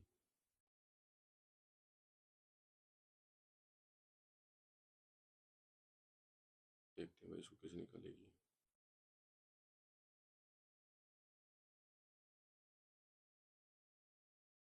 पेलमैन इक्वेशन बड़ा ही डिफिकल्ट सा है। This method uses long and complex equation with many variables, बहुत कॉम्प्लेक्स सी चीज़ें हैं, बड़ी बड़ी इक्वेशन हैं, इसलिए एग्जाम में भी क्वेश्चन इसका कैसे आता है, यही पूछता है कि किस किस पे काम करती हैं। These are derived by combining energy balance and mass transfer, दो चीज़ों पे डिपेंड करती है, एग्जाम में यही क्वेश्चन आता है। पेलमैन इक्वेशन ये तो क्या करती है, इवेपोट्रांसपिरेशन निकालने का मेथड है, किस मेथड पे काम करती है, energy balance and mass transfer पे काम करती है। फॉर्मूला चाहिए, ये दो फॉर्मूला इवेपोट्रांसपिरेशन का, A × HN+ का EA × गामा अपॉन का A+गामा, तो ए यहाँ भी आ रहा है, ए गामा यहाँ भी आ रहा है, ए यहाँ भी आ रहा है, गामा यहाँ भी आ रहा है, ये एरिया नहीं है, अल्फा टाइप का मान लो इसको, alpha gamma, alpha plus gamma क्या है, अल्फा क्या है, slope of saturation vapour pressure versus temperature का, कोई सेचुरेशन वेपर प्रेशर था एंड टेम्परेचर का स्लोप होगा, उसको अल्फा बोला है। ठीक है, गामा क्या है? साइक्रोमेट्रिक कांस्टेंट, ठीक है, वही अल्फा वही गामा। साइक्रोमेट्रिक कांस्टेंट के साथ क्या करेंगे? ई ए से मल्टीप्लाई कर देंगे। क्या? Wind and saturation deficient parameter है ई ए। एच एन क्या है? नेट सोलर हीट, सोलर से हीट कितनी आ रही है। विंड और सेचुरेशन डेफिशिएंट पैरामीटर क्या है? Saturation vapour pressure and temperature का स्लोप क्या है। साइक्रोमेट्रिक कांस्टेंट क्या है। इन सबको मिला के भाई साहब ने बताया कि ई टी, इवेपोट्रांसपिरेशन, ऐसे निकलेगा। तो सारे फैक्टर ले लिए इसने। सोलर से हीट आ रही है, सूर्य से हीट आ रही है, उसको भी ले लिया। विंड को भी अकोमोडेट वो कर दिया, सेचुरेशन वेपर प्रेशर, ये सब भी ले लिया। तो सारी चीज़ों को कंबाइन कर दिया और फॉर्मूला दिया, ठीक है। तो पेनमैन इक्वेशन अपने को आइडिया हो गया, बेनली रीडल इक्वेशन आइडिया हो गया, लस्सीमीटर का आइडिया हो गया, आइसोप्लेथ का आइडिया हो गया, Hargreaves class A pan evaporation method का आइडिया हो गया, और पेनमैन इक्वेशन का आइडिया हो गया। याद कुछ भी नहीं करना है, और याद थोड़ा थोड़ा सब कर लेना है। बेनली रीडल इक्वेशन तो अपने को याद हो ही गई, तो इनकी चीज़ें अपने को सारी आइडिया हो गई कि कैसे अपने को इवेपोट्रांसपिरेशन निकाला, कंजक्टिव निकाला, सीएनजी के थ्रू अपन आगे बढ़ गए। यही सब सारी एफिशिएंसी वगैरह हो गई। लॉसेज को अपन हमेशा एफिशिएंसी में कन्वर्ट कर ही लेंगे, ठीक है। ट्रांसपिरेशन अपना हो गया, इवेपोट्रांसपिरेशन हो गया। अब आती हैं कुछ कुछ एक्स्ट्रा चीज़ें। लसीमीटर के बारे में पढ़ना है कुछ, कैसा होता है लसीमीटर? Lessimeter is a scientific instrument used to measure the movement of water and solids through the soil. How lessimeter work? ये भी चीज़ें है ही, वेट करके नाप लो और सक्शन के थ्रू नाप लो। Also known as soil water sampler, these use a vacuum to pull out the soil water into a collection tube. This allows researchers to extract and test the liquid for contaminants or nutrient level. तो अपने लसीमीटर में भी अपने को वे करके ही निकालना होता है, और आपको अगर सक्शन करके निकालना है तो सक्शन लसीमीटर में आते हैं, लेकिन ये दूसरे यूज में यूज होते हैं। दिस अलाउ रिसर्चर्स, ठीक है, to extract and test the liquid for contaminants और न्यूट्रिएंट लेवल। भाई उस लिक्विड में कंटामिनेंट्स कितने हैं, न्यूट्रिएंट्स का लेवल क्या है, ये सब चेक करने के लिए अपन सक्शन के थ्रू उस वाटर को निकालते हैं। इसको हो गया सक्शन लसीमीटर, और वे करके अपन कि वाटर कितना कंज्यूम हो गया, उसको वेइंग लसीमीटर बोल दिया, ठीक है। तो ये लसीमीटर हमने पढ़ लिया पूरा। अब अपने को छोटी छोटी चीज़ें और पढ़ी हैं, छोटी छोटी चीज़ें और पढ़नी है, वो और पढ़ लेते हैं। देखो कुछ गेट के क्वेश्चन देख लेते हैं। The most intense watering requirement 30 दिन के लिए चाहिए, 12 सेंटीमीटर चाहिए, मिनिमम डिस्चार्ज चाहिए अपने को। तो कोर भी वाटरिंग के टाइम पे ही आएगा। क्या दिया है इसने? 30 दिन दिए हैं, 12 सेंटीमीटर दिया है। अपने क्या करेंगे? अपन ड्यूटी की तरफ जाएंगे ही नहीं। क्यों नहीं जाएंगे ड्यूटी की तरफ? Eta into Q into B करेंगे और एरिया इंटू डेल्टा से निकाल लेंगे। एरिया मेरे को दे रखा है 100 हेक्टर, डेल्टा मुझे दे रखा है 12 सेंटीमीटर, बेस पीरियड 30 दिन का दे रखा है। इसी 30 दिन के लिए मुझे मोस्ट इंटेंसिंग वाटरिंग है ये कोर पीरियड वाली, इसमें चाहिए अपने को 30 दिन। मीटर ऊपर सेकंड में चाहिए, तो दिन को भी सेकंड में कन्वर्ट कर लूँगा, क्यू की वैल्यू आ जाएगी यही है, ठीक है। देखो find the volume of water required पूछा है मिलियन मीटर क्यूब में। अपने को दिक्कत नहीं है, पहले मीटर क्यूब निकाल लेते हैं। एरिया दिया है, मतलब अपने को डेल्टा ही चाहिए कहीं, ठीक है। देखते हैं क्या क्या दिया है, क्या क्या पूछा है। महीने दिए हुए हैं,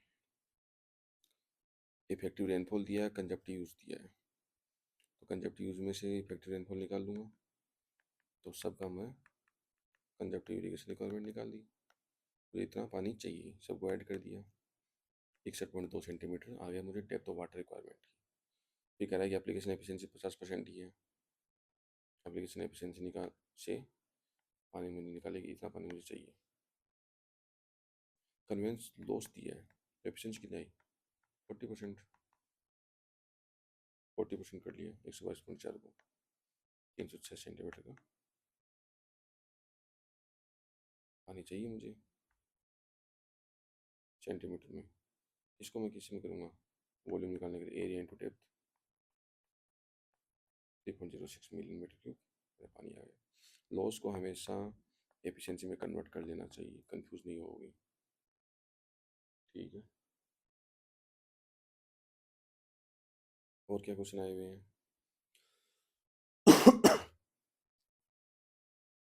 अब अपन कुछ कुछ छोटी मोटी चीज़ें और पढ़ लेते हैं। क्वेश्चन वोश्चन तो सिंपल सिंपल से क्वेश्चन है, सबको आते भी हैं। अब हम पढ़ के आते हैं बेसिक से, इरिगेशन क्या है, इरिगेशन की रिक्वायरमेंट क्या पड़ी, ठीक है। Irrigation, why irrigation required in India, rainfall uneven है, मॉनसून सीजनल है, डिफरेंट सॉइल्स हैं, डिफरेंट इरिगेशन रिक्वायरमेंट है उन सबकी। तो इसके लिए अपने को क्या इसकी ज़रूरत पड़ी, इरिगेशन सिस्टम की ज़रूरत पड़ी। एडवांटेज क्या है इरिगेशन की, इरिगेशन मतलब सिंचाई करने की। सिंपल सा देखो, हम जो कैनाल प्रोवाइड कर रहे हैं, पूरा सिस्टम बनाया है इरिगेशन का, उसी पूरी इरिगेशन सिस्टम की बात कर रहे हैं। तो एडवांटेज देखेंगे, इंक्रीज फूड प्रोडक्शन होगा, ऑप्टिमम वाटर यूटिलाइजेशन होगा, जितना पानी चाहिए अपना उतना ही प्रोवाइड करेंगे, मल्टीपल क्रॉपिंग पॉसिबल है,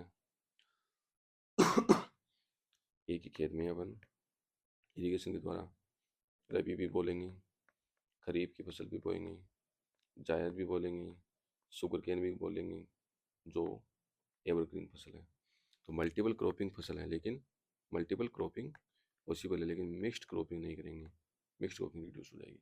मिक्स्ड क्रॉपिंग अपन कब करते हैं, जब पूरा मानसून पे डिपेंडेंट हो। किसान क्या करता है, रबी के टाइम पे, सॉरी या खरीफ के टाइम पे मानसून होता है, खरीफ के टाइम पे क्या करता है वो, बाजरा हो गया, कुछ दालें हो गई, इन सबको क्या है मिक्स कर देता है और फिर बोता है फील्ड में। क्या सोचता है कि एक फसल नहीं होगी तो दूसरी हो जाएगी, दूसरी फसल नहीं होगी तो किसी तीसरी हो जाएगी मानसून के हिसाब से। मान लो एक ही फसल बोता, केवल बाजरा बोता या कोई दाल बोता, हो सकता है वो फसल ना हुई, मानसून कम रह गया, तो क्या सोचता है वो, बाजरा भी डाल देता हूँ साथ साथ में, कुछ कुछ दूसरी चीज़ें भी डाल देता हूँ। तो ये होती है मिक्स्ड क्रॉपिंग। तो अपने को इरिगेशन का फ़ायदा ये है कि वो मिक्स्ड क्रॉपिंग को रिड्यूस कर देता है। मिक्स्ड क्रॉपिंग बोनी भी नहीं चाहिए, इससे अच्छा मल्टीपल क्रॉपिंग पॉसिबल है। आप क्रॉप साइकिल्स बढ़ा दो, लेकिन मिक्स्ड क्रॉपिंग मत करो, क्योंकि न्यूट्रिएंट्स वगैरह में दिक्कत आती है। Hydro electric power generation, irrigation system बनाएंगे, पूरा डैम बनाएंगे, ठीक है, तो हाइड्रो इलेक्ट्रिक पावर जनरेशन होगा। डोमेस्टिक वाटर सप्लाई होगी, केवल कैनाल से केवल इरिगेशन ही रिक्वायरमेंट नहीं करते अपन, डोमेस्टिक वाटर सप्लाई भी करते हैं। इनलैंड नेविगेशन होगा, कैनाल के अंदर navigation system, transportation system using water. Afforestation होगा, कुछ फॉरेस्ट होंगे कैनाल के चारों तरफ, फॉरेस्ट लगाएंगे, कुछ कुछ लगाएंगे, तो एफोरेस्टेशन तो होगा ही होगा, ये चीज़ तो लिखी देनी है। तो ये हो गए इरिगेशन के फायदे। इरिगेशन के डिसएडवांटेज क्या है, देखो इरिगेशन का कोई डिसएडवांटेज नहीं है, ओवर इरिगेशन के कारण है वो, ओवर इरिगेशन के नुकसान है वो। ज़्यादा इरिगेशन कर दूंगा, ज़्यादा ज़्यादा चीज़ का तो हर किसी का नुकसान है। ज़्यादा पानी डाल दिया, वाटर लॉगिंग हो गया, सेलिनिटी प्रॉब्लम हो गई, मॉस्किटो ब्रीडिंग हो गई, सिंपल सिंपल सी। Elimination of mix cropping, mix cropping जो आई थी, मिक्स क्रॉपिंग को रिड्यूस करता है, ये एडवांटेज था ना। सोइंग टुगेदर टू और more crops in the same field, इसको बोलते हैं मिक्स क्रॉपिंग। एक फील्ड में एक ही टाइम पे चार पांच टाइप की क्रॉप बोने को ही मिक्स क्रॉपिंग कहते हैं। मिक्स्ड फार्मिंग क्या है, मिक्स्ड फार्मिंग अलग चीज़ है, फार्मिंग के साथ कुछ अलग करना। Farming mixed with animal husbandry, तो फार्मिंग के साथ फिश फार्मिंग कर ली, है ना, गाय पाल ली, भेड़ पाल ली, ठीक है, तो ये हो गई mixed farming. Mixed cropping, crop के साथ और मिक्स कर देना, क्रॉप के साथ दूसरी क्रॉप मिक्स कर देना। मिक्स्ड फार्मिंग मतलब फार्मिंग तो कर ही रहे हैं, साथ में कुछ दूसरा व्यवसाय भी पालना। दूसरा व्यवसाय एनिमल हस्बेंड्री, फिश फार्मिंग हो गया, इसका गाय पालना, भेड़ पालना, ठीक है। एग्रो फॉरेस्ट्री क्या होती है, एग्रो फॉरेस्ट्री होती है कि फॉरेस्ट को एग्रीकल्चर की तरफ करना, फॉरेस्ट को एग्रीकल्चर क्रॉप्स की तरह कल्टीवेट करना। कुछ कुछ फॉरेस्ट में पेड़ ऐसे होते हैं जो अपने बहुत फ़ायदे के लिए होते हैं, तो फॉरेस्ट को एग्रीकल्चर की तरह क्रॉप की तरह कल्टीवेट करने को ही एग्रो फॉरेस्ट्री बोलते हैं। एक चीज़ आती है इन्फीरियर क्रॉप्स। बड़े हम कंफ्यूज रहते हैं कि इन्फीरियर क्रॉप्स क्या होती हैं, कि ख़राब फसलें होती होंगी, इन्फीरियर क्वालिटी की होती होंगी। नहीं, these crops can be cultivated in inferior soil condition और inferior water condition. Inferior condition में, इन्फीरियर कंडीशन में अगर कोई क्रॉप ग्रो कर रही है, कल्टिवेट कर रही है, तो अपने उसको बोलते हैं इन्फीरियर क्रॉप। जैसे इन्फीरियर कंडीशन क्या क्या हो सकती है, पुअर क्वालिटी ऑफ सॉइल हो सकती है, पानी कम था फिर भी कोई क्रॉप ग्रो कर रही है, उसको हम कल्टिवेट कर रहे हैं, तो poor quality of soil, nutrients कम है, लेस वाटर है, तो उसमें अगर कोई क्रॉप हो रही है तो उसको इन्फीरियर क्रॉप बोलते हैं। एग्जाम्पल क्या है, बाजरा और ज्वार। Due to these inferior condition, इनके साथ क्या होता है, इनका लो यील्ड निकल के आता है, ठीक है, इनकी एफिशिएंसी कम निकल के आती है। एफिशिएंसी मतलब पर हेक्टर में जो इनकी क्वांटिटी है वो कम निकल के आती है, और हाई सुसाइडल रेट आता है, क्योंकि कोई ना कोई चीज़ की कमी रहती है, कभी वाटर कम पड़ गया, कभी क्वालिटी ऑफ सोइल ख़राब है, तो इसलिए इनकी इन वाले क्रॉप्स की सुसाइडल रेट भी ज़्यादा निकल के आती है। फिर भी इसलिए इनको इन्फीरियर क्रॉप इनको इसलिए नहीं बोला कि ख़राब है, न्यूट्रिएंट्स तो बहुत है इनमें। ये पुअर क्वालिटी ऑफ सॉइल मतलब न्यूट्रिएंट डेफिशिएंट सॉइल में से भी न्यूट्रिएंट्स एक्सट्रैक्ट कर लेती हैं, लेकिन इनको इन्फीरियर कंडीशन की वजह से क्या बोलते हैं, अपन उनको इन्फीरियर क्रॉप्स बोलते हैं। Due to inferior condition low yield निकल के आती है और हाई सुसाइडल रेट निकल के आती है। ठीक है, mixed cropping, mixed farming, agro forestry, inferior crops, अपने को सब आइडिया लग गया। इरिगेशन के फायदे पता चल गए, इरिगेशन क्यों जरूरी है। रेनफॉल अपना इंडिया में अनइवन है। इंडिया में पूछेगा कि इंडिया में इरिगेशन क्यों रिक्वायरमेंट है, रेनफॉल अनइवन है, मॉनसून सीजनल है, different soil different irrigation requirement, इसलिए अपने को इरिगेशन सिस्टम चाहिए। डिसएडवांटेजेस क्या क्या है, ज़्यादा इरिगेशन कर देंगे, ओवर इरिगेशन का वाटर की समस्या हो जाएगी, सैलिनिटी की प्रॉब्लम हो सकती है, ज़्यादा पानी दिया, साथ में उसमें क्या था, सॉल्ट्स भी ज़्यादा थे इरिगेशन वाटर में, तो और सॉइल के अंदर भी कुछ न्यूट्रिएंट्स थे, सॉल्ट्स थे, सारे बह के ऊपर आ गए और ऊपर सरफेस पे आ गए, तो सैलिनिटी प्रॉब्लम हो गई, मॉस्किटो ब्रीडिंग होगी, और इरिगेशन किया, वाटर लॉगिंग हुआ तो मॉस्किटो ज़्यादा फैल गई, तो ये अपना चीज़ होगी। अब अपने एक चीज़ और देखते हैं, क्लासिफिकेशन ऑफ इरिगेशन सिस्टम क्या है। क्लासिफिकेशन ऑफ इरिगेशन सिस्टम देखो, हमने दो टाइप से बांटे हैं इरिगेशन करने के तरीके हैं, सरफेस इरिगेशन और सब सरफेस इरिगेशन। सरफेस इरिगेशन मतलब हम सरफेस के ऊपर ऊपर से ही इरिगेशन कर रहे हैं, ठीक है। फ्लो इरिगेशन दो टाइप की, flow irrigation, lift irrigation. Flow irrigation मतलब flow by gravity, lift irrigation मतलब वाटर लिफ्टेड मैकेनिकली, भाई पंप हो गया, ट्यूबवेल हो गया, इनके थ्रू लिफ्ट करके फिर मैं इरिगेशन कर रहा हूँ। कर कैसे रहा हूँ, लेकिन मैं सरफेस के थ्रू ही कर रहा हूँ। फ्लो इरिगेशन और लिफ्ट इरिगेशन, इसमें क्या है, ग्रेविटी से फ्लो करा के। अब फ्लो इरिगेशन भी दो टाइप का है, डायरेक्ट इरिगेशन और स्टोरेज इरिगेशन। डायरेक्ट इरिगेशन क्या है, रिवर ली, रिवर आ रही थी, कैनाल बनाई, फील्ड में पानी ले लिया, डायरेक्ट इरिगेशन हो गया। स्टोरेज इरिगेशन में क्या करता हूँ, पहले मैं रिवर थी, रिवर के ऊपर डैम बनाऊंगा, फिर मैं कैनाल बनाऊंगा, फिर मैं इरिगेशन करूँगा। तो फर्स्ट स्टोरिंग डैम को क्या बोलते हैं, स्टोरेज इरिगेशन। फिर डैम होना चाहिए, तो storage irrigation, direct irrigation, river canal और फील्ड में डायरेक्ट इरिगेशन। तो सरफेस इरिगेशन समझ में आ गया, फ्लो लिफ्ट। फ्लो भी दो टाइप का, डायरेक्ट इरिगेशन, स्टोरेज इरिगेशन। अब आता है सब सरफेस इरिगेशन। अब तो पहले सरफेस इरिगेशन को भी पढ़ लेते हैं अपन। मेथड्स ऑफ सरफेस इरिगेशन क्या क्या है, बहुत सारे मेथड्स हैं, हमने क्या क्या कैसे कैसे करते आए हैं अपन ओवर द टाइम। पहले अपन राइट करते थे फ्री और वाइल्ड और ऑर्डिनरी फ्लडिंग, कुछ नहीं करते थे, फील्ड था, पानी आया, डाल दिया, सिंपल। प्री वाइल्ड कर दिया, ठीक है। प्री और वाइल्ड और ऑर्डिनरी फ्लडिंग। क्या था बॉर्डर फ्लडिंग। बॉर्डर में क्या किया हमारे, जैसे ये फील्ड था उसमें ऐसे बॉर्डर्स बना दिए और यहाँ से पानी देना शुरू कर दिया, बॉर्डर इरिगेशन या बॉर्डर फ्लडिंग। फॉर्मूला आता है इसका, एक फॉर्मूला याद रख लो, सिंपल है वैसे तो। एफ बराबर का, एफ क्या है, rate of infiltration in soil, Y depth होगी, टी टाइम हो गया। इसकी भी यूनिट क्या आएगी, metre per day, metre per time ही आएगी, Y by T metre per day हो गया। L N Q upon Q minus का ए एफ, इसकी क्या यूनिट होगी, मीटर के ऊपर आवर मान लो, मीटर के ऊपर hour, metre square into metre per day और मीटर पर आवर मतलब, ठीक है। तो मीटर के ऊपर आवर होगी मिल के Q minus Q, A F कर दिया हमने, यूनिट से काम हो गया अपना। तो rate of infiltration in soil का ये फॉर्मूला है इन केस ऑफ वाटर फ्लडिंग। अब आता है कि एक क्वेश्चन आता है कि maximum area that can be irrigated is, इसके टाइम पे क्यू माइनस ए एफ को जीरो कर दो, तो एरिया आ जाएगा Q upon F.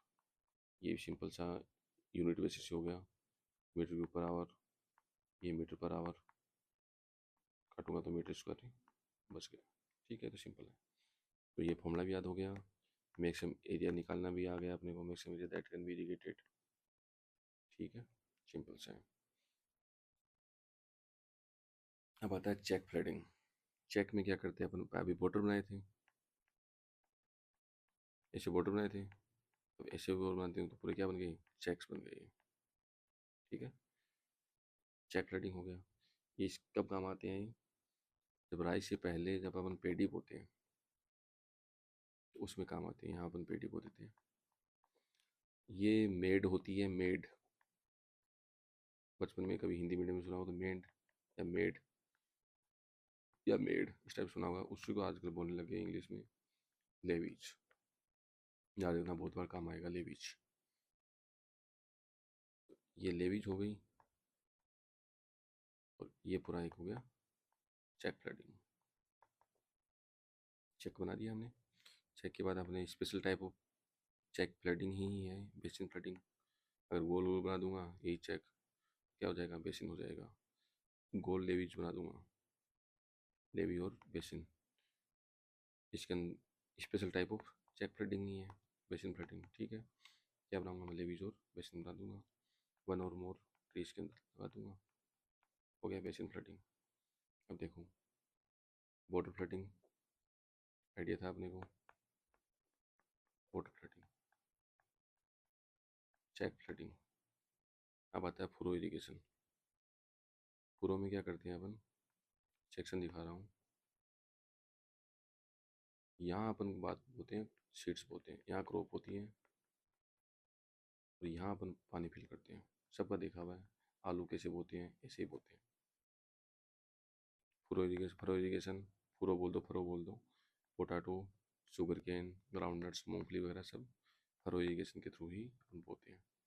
Furrow irrigation के बारे में एक बात क्या है, in furrow irrigation water covers the entire area and 20 से 50% of land surface is wetted by water. ये बहुत बड़ा फायदा है इसका एक, कि हमने पूरे एरिया में पानी भी दे दिया और लेकिन कितना एरिया वेट हुआ, 20 से 50%। तो इसका फ़ायदा क्या हुआ, इवेपोरेशन लेस होगा, ठीक है। यहाँ पानी पानी दूंगा, यहाँ पानी पानी दूंगा तो इवेपोरेशन के लिए कम जगह बचेगा, कम स्पेस बचेगा, तो इवेपोरेशन कम होगा। And seeds can be sown immediately after irrigation, ये भी एक बहुत बड़ा फायदा है। बाकी में क्या होगा, आप पहले इरीगेशन करोगे, कुछ दिन वेट करोगे, उसके बाद सीड्स बोओगे। इसमें क्या है, सिंपल पानी दिया, साथ साथ में ही यहाँ पे फरो में, ये फरो बोलते हैं इनको, फरो है, फरोज में सीड्स बोना शुरू कर देंगे, तो साथ साथ में ही इनफिल्ट्रेट होता रहेगा, सीड्स ग्रो करना शुरू कर देंगे, अंकुरित हो जाएंगे। तो ये इसका फ़ायदा है, एक तो लेस इवेपोरेशन होगा, एक इसका seeds can be sown immediately after irrigation. तो अपने को फरो इरीगेशन आइडिया लग गया, ठीक है। अब अपन चलते हैं स्प्रिंकल इरीगेशन, वेरी इंपॉर्टेंट है, पता है अपने को, सबने देखे स्प्रिंकल, ये स्प्रिंकल है, पानी करते रहते हैं, पाइप सिस्टम रहता है, घूमते रहते हैं, स्प्रिंकल इरिगेशन। एडवांटेजेस क्या क्या है इसके? यूनिफॉर्म एप्लीकेशन, ठीक है, सॉइल का इरोजन कम करते हैं, कोई लेवलिंग की ज़रूरत नहीं है जैसे ज़मीन है, क्योंकि ऊपर जाके इरीगेशन करते हैं जैसे, तो नीचे ज़मीन कैसी है कुछ फर्क नहीं पड़ता अपने को, नो लेवलिंग नीडेड, और अप टू 80% एफिशिएंसी पॉसिबल। इन सब की एफिशिएंसी कम थी। लिमिटेशन क्या है? पैसे लगेंगे, कॉस्टली होगा, पाइप का नेटवर्क पूरा लगेगा, स्प्रिंकल्स लगेंगे, उनको चलाने के लिए पावर भी चाहिए, बिजली चाहिए, और विंड अफेक्ट्स द डिस्ट्रीब्यूशन। अगर विंड बहुत तेज़ी में चल रही है तो पानी की जो बूंदें हैं उनको उड़ा ले जाएगी। यहाँ स्प्रिंकल्स लगे होते हैं, ये पूरा सिस्टम ही स्प्रिंकल है, यहाँ से पानी आता है। अगर हवा तेज़ी में चल रही है तो water affects the distribution of water. ठीक है, इसके तो अपन एडवांटेजेस डिसएडवांटेजेस याद होनी चाहिए आपको, कभी भी पूछ लेता है वो। बेस्ट सुटेड फॉर लेवलिंग की जरूरत नहीं है तो अनइवन लैंड में बहुत काम की चीज़ें हैं। सैंडी सॉइल में क्या होता है? सैंडी सॉइल में अब हम किसी दूसरे इरीगेशन, जैसे मान लो बॉर्डर इरीगेशन किया मैंने, वाटर वाटर फ्लडिंग किया तो क्या किया, पर इसकी परमेबिलिटी बहुत ज़्यादा है, सारा पानी परकोलेट होकर डीपरकोलेट हो जाएगा और काम तो आया नहीं पानी। तो क्या होता है, सैंडी सॉइल में अपन स्प्रिंकल इरीगेशन करते हैं, कम पानी देंगे, तो नीचे जाएगा ही कम। सैंडी सॉइल में काम की चीज़ है। और काम की चीज़ कहाँ है? स्टीप सॉइल में। सॉइल अगर बहुत स्टीप है तो वहाँ फ्लडिंग तो काम ही नहीं करेगी, तो ये स्टीप सॉइल में भी काम आ जाता है। Uneven land, steep soil, Sandy soil में बेस्ट सुटेड। ठीक है, उसके बाद अपन क्या पढ़ेंगे, एक और पढ़ेंगे सब सरफेस इरीगेशन, जो अपना बचा हुआ ना।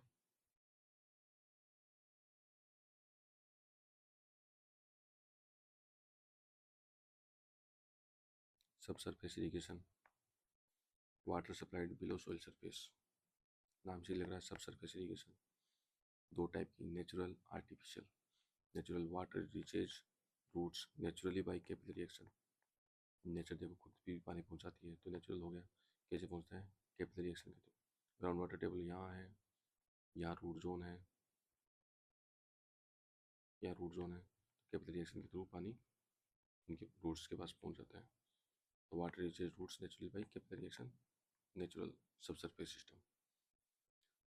आर्टिफिशियल हमने बनाया है, पाइप और drain network installed by us और ह्यूमंस और जो भी है अंडरग्राउंड। ठीक है, इसका एग्जांपल, इसका तो पूरा सिस्टम देखो। सब सरफेस इरिगेशन का टाइप है एक, क्या? ड्रिप इरिगेशन और ट्रिकल इरिगेशन। आगे ट्रिकलिंग फिल्टर पढ़ेंगे अपन, सॉइल सिविल में पढ़ते हैं अपन ट्रिकलिंग फिल्टर। तो इसको है, ये है ट्रिकल इरिगेशन, वो भी सेम टाइप से काम करता है, ये भी सेम से काम करता है। ठीक है, ड्रिप इरिगेशन या ट्रिकल इरिगेशन, बूंद बूंद सिंचाई क्या है? मोस्ट एडवांस्ड इरिगेशन मेथड है। Water delivered directly to the root zone of the plant. ठीक है, एडवांटेजेस क्या है, क्या है इसकी? मिनिमम वाटर रिक्वायरमेंट, जब डायरेक्टली प्रोवाइड कर रहे हैं तो कोई लॉसेज नहीं, मिनिमम वाटर रिक्वायरमेंट होगी। नेग्लिजिबल इवेपोरेशन लॉसेज होगा, वीट ग्रोथ नहीं होगी क्योंकि एक्स्ट्रा पानी नहीं है, वीट ग्रोथ, खरपतवार भी की ग्रोथ भी कम होगी। डिजीजेज कम होंगी क्योंकि फ्लडिंग में डिजीजेज ज़्यादा होती हैं, फ्लडिंग करेंगे तो मॉस्किटो सबसे ज़्यादा इसमें होती है। लेबर की रिक्वायरमेंट भी कम है, क्यों? कि हमने पूरा जाल बिछा दिया है, बस मोटर को एक बार या पंप को चालू करना है, बंद करना है, चलता रहेगा ये automatic. Simple simple irrigation, drip irrigation. Disadvantages क्या क्या है? पूरा नेटवर्क बिछाना पड़ेगा, कॉस्टली, पाइप क्लॉगिंग पॉसिबल है, मेंटेनेंस की ज़रूरत पड़ेगी। तो ये सब के डिसएडवांटेजेस हैं। कौन सी फसलों के लिए सूटेबल है? टोमेटो है, ग्रेप्स हैं, गोभी है, इन सब फसलों के लिए सूटेबल है। ठीक है, तो ये जो रबी और खरीफ की फसलें होती हैं उनके लिए ज़्यादा काम की चीज़ नहीं है। बाकी जो जायद की फसलें होती हैं जिनमें सब्जियां बोते हैं, टोमेटो, ग्रेप्स, कॉलीफ्लावर, इन सब के लिए बहुत काम की चीज़ है। ड्रिप इरीगेशन और ट्रिकल इरीगेशन। ड्रिप इरीगेशन का एक और एडवांटेज लिखना हो तो इसका फ़ायदा एक और ये है कि हम इसमें साथ में मुझे कुछ न्यूट्रिएंट्स ऐड करने हैं पानी के साथ। मुझे सॉइल में पता चला कि न्यूट्रिएंट्स की कमी है, कुछ मुझे डिजीज हो गई मान लो किसी सॉइल में, किसी तो मुझे उसको दवाइयाँ देनी है, पेड़ पौधों को दवाइयाँ देनी है, क्या बोलते हैं उसको, न्यूट्रिएंट सप्लाई करनी है। जैसे मान लो कुछ यूरिया देनी है तो मैं पानी के साथ मिक्स करके न्यूट्रिएंट सप्लाई कर दूंगा। साथ ही मुझे कुछ पेस्ट कंट्रोल करना है,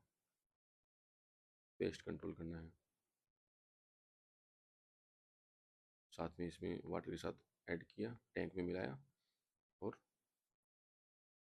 जैसे पानी डिलीवर होगा वैसे ही न्यूट्रिएंट्स और पेस्ट भी डिलीवर हो जाएंगे to the specific location, to the specific crop. ठीक है, ये फ़ायदा हो गया मेरा ड्रिप इरीगेशन और ट्रिकल इरीगेशन के। तो ये हमने पढ़ लिया, ये पढ़ लिया, ये पढ़ लिया, ये पढ़ लिया। अब अपने एक छोटा सा टॉपिक और पढ़ लेते हैं, बाकी फिर अपना टॉपिक ये वाला लगभग कंप्लीट हो जाएगा। क्या है अपने पास, 10-12 मिनट हैं, हम पढ़ लेते हैं quality of irrigation water. Confusing type का भी टॉपिक है ये, क्वालिटी ऑफ इरीगेशन वाटर। क्या है भाई इसमें, इरीगेशन वाटर में, irrigation water should contain minimum impurities because impurity affects soil. जो भी वाटर में इम्प्योरिटी आएंगी वो कहाँ जाएंगी, सॉइल में जाएंगी। सॉइल से किस में जाएंगी, अपने क्रॉप में जाएंगी। क्रॉप से हो क्या होगा, यील्ड पे फर्क पड़ेगा, यील्ड पे इफेक्ट पड़ेगा। ठीक है, क्या क्या इम्प्योरिटीज होती हैं इरीगेशन वाटर में। पहला तो होता है सेडिमेंट कंसनट्रेशन। सेडिमेंट क्या होते हैं, कुछ फाइन सेडिमेंट्स होते हैं जो क्या कंटेन करते हैं, nitrogen, phosphorus, sulphur nutrients contain करते हैं, तो ये तो फर्टिलिटी को इम्प्रूव करते हैं। फिर कुछ कोर सेडिमेंट्स होते हैं, क्ले टाइप की हो गई, कुछ और टाइप की हो गई, इस टाइप से सेडिमेंट्स, कोर सेडिमेंट्स। इनमें क्या होता है, यूजुअली न्यूट्रिशन डेफिशिएंट्स होते हैं, तो ये अपनी फर्टिलिटी रिड्यूस कर देते हैं। सॉइल के सॉइल थी उनके पोर्स में जाके उनका एरेशन कम कर देंगे, और बाकी कई चीज़ों के थ्रू, न्यूट्रिएंट डेफिशिएंट है कोई फ़ायदे तो है नहीं, फर्टिलिटी और रिड्यूस कर देते हैं। अब आते हैं अपने टोटल सोल्यूबल सॉलिड्स। ये बड़े काम की चीज़ है, सारा अपना इरिगेशन वाटर इसी के सिस्टम पे चलेगा। तो क्या होगा टोटल सोल्यूबल सॉलिड्स में, क्या है, salts of calcium, magnesium, sodium, potassium, इनके आयन्स की कंसनट्रेशन, इनके सॉल्ट्स, कैल्शियम सल्फेट हो गया, मैग्नीशियम कार्बोनेट हो गया, सोडियम कार्बोनेट हो गया, सोडियम बाइकार्बोनेट हो गया, जो भी है इनके सॉल्ट्स। एक्सेस में जो कोई भी चीज़ होगी वो हार्मफुल होगी, तो एक्सेस सॉल्ट्स हार्मफुल होंगे। क्या क्या काम जिक्र करते हैं, क्रॉप की इंजरी, ऑस्मोटिक एक्टिविटी डिक्रीज कर देते हैं, रूट्स के पोर को चोक कर देते हैं, और एरिएशन कम हो जाता है। रूट्स में दो चीज़ें बहुत ज़्यादा सही होती हैं, वाटर प्लस एरिएशन। पौधे हवा, पौधे का रेस्पिरेशन सिस्टम यही है, पानी प्लस एरिएशन भी इसी से लेते हैं, साथ में न्यूट्रिएंट्स भी रूट्स के थ्रू ही लेते हैं। बहुत इंपॉर्टेंट है, वाटर से ज़्यादा एरिएशन भी इम्पोर्टेंट है। ठीक है, तो एक्सेस सॉल्ट्स होंगे वो क्या क्या करेंगे, तो क्रॉप को इंजर कर देंगे, ऑस्मोटिक एक्टिविटी डिक्रीज कर देंगे, क्योंकि ये सॉइल मॉइस्चर टेंशन को बढ़ा देते हैं। सॉइल मॉइस्चर टेंशन बढ़ गया तो पेड़ पौधों को जो न्यूट्रिएंट्स को और वाटर को जो न्यूट्रिएंट्स और वाटर को जो एक्सट्रैक्ट करने की पावर है वो कम हो जाती है, तो यही ऑस्मोटिक एक्टिविटी है, वही डिक्रीज हो जाती है। तो ऑटोमेटिकली एक्टिविटी डिक्रीज हो गई, क्योंकि सॉइल मॉइस्चर टेंशन था तो इंक्रीज हो गया। क्यों? ये सॉल्ट्स थे इनकी वजह से, और ये रूट्स के पोर को भी चौक कर देते हैं, रूट्स पोर्स चौक्ड, तो एरेशन कम हो जाता है। एरेशन तो चाहिए चाहिए। अब क्या आता है, इनको किससे मेजर करें, क्या है इनका तरीका मेजर करने का? तो ये ध्यान देना, ये दोनों प्रॉपर्टी हैं, ये प्रॉपर्टीज ऑफ इरिगेशन वाटर की हैं। हम अभी वाटर पढ़ रहे हैं, ठीक है। पहला अपन पढ़ेंगे इलेक्ट्रिकल कंडक्टिविटी क्या है इरिगेशन वाटर की। हम ये इलेक्ट्रिकल कंडक्टिविटी वाला कॉन्सेप्ट पहले भी अपन इन्वायरमेंट में पढ़ते रहते हैं। 0.65 इंटू EC, तो मैं TDS निकाल लेता हूँ पानी की, और इसमें इलेक्ट्रिकल कंडक्टिविटी किस में रहती है, माइक्रो मोह पर सेंटीमीटर में रहती है।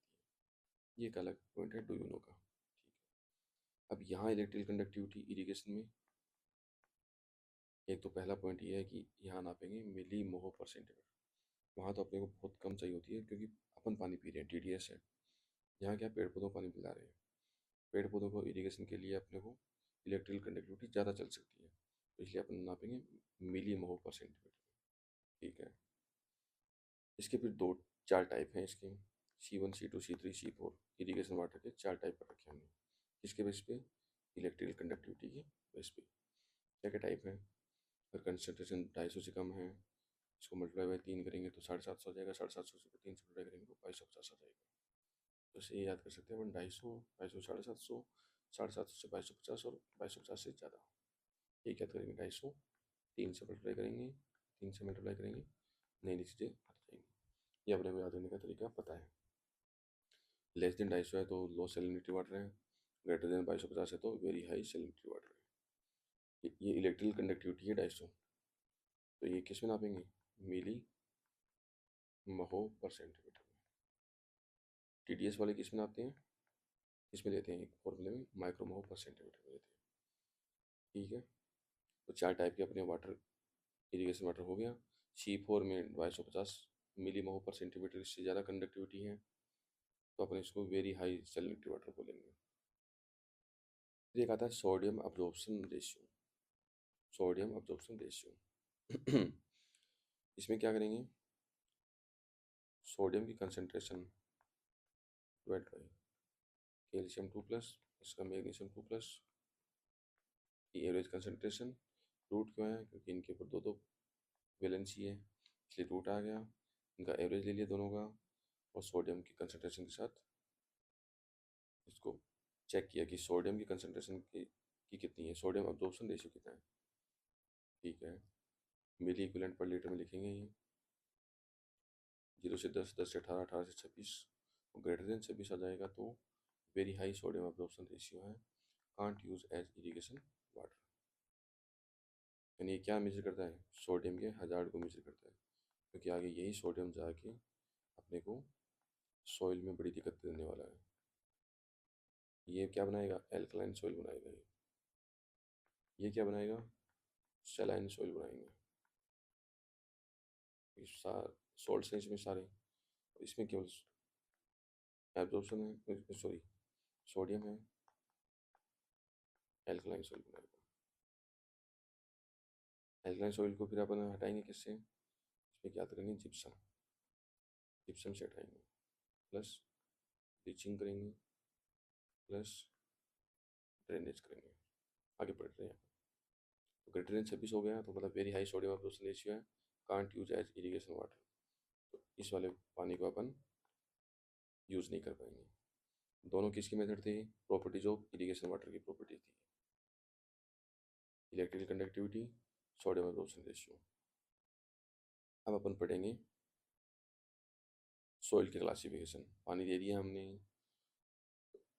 इरिगेशन दे दिया, फसलें बो ली, उसके बाद अपने को ये सॉल्ट्स तो इकट्ठे होते जाएंगे सॉइल के अंदर, और सॉइल को अपन ऐसे देखेंगे,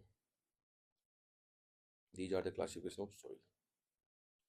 सलाइन सॉइल किसको बोलते हैं, सलाइन से सॉल्ट, जिसमें सॉल्ट ज़्यादा हो, मतलब सॉइल की इलेक्ट्रिकल कंडक्टिविटी ज़्यादा हो, कितनी ज़्यादा हो, अगर 4000 मिली महो पर सेंटीमीटर से ज़्यादा हो जाए,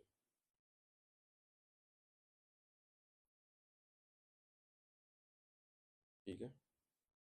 इलेक्ट्रिकल कंडक्टिविटी 4000 से ज़्यादा हो जाए तो अपन उसको बोलेंगे सलाइन सोइल, मतलब सॉल्ट ज़्यादा है। ESP, ये एक्सचेंजेबल सोडियम परसेंटेज, अभी सलाइन सोइल हुई है। एल्कलाइन सोइल या सोडिक सोइल, ये एल्कलीज की वजह से होती है। एल्कलीज मतलब सोडियम, ये तो लेस देन 4000 है, लेकिन ये 15 से ज़्यादा हो गया, मतलब एक्सचेंजेबल सोडियम परसेंटेज। आगे देखेंगे क्या है। ठीक है। और जब एल्कलीज ज़्यादा होंगी, पीएच भी 8.5 से 10 की रेंज में चला गया। अब आगे अगर सेलाइन प्लस एल्कलाइन दोनों हो गई तो दोनों चार्ज, ये 4000 ज़्यादा हो गई, ये 15 से ज़्यादा हो गई, पीएच भी ज़्यादा ही हो रखा है।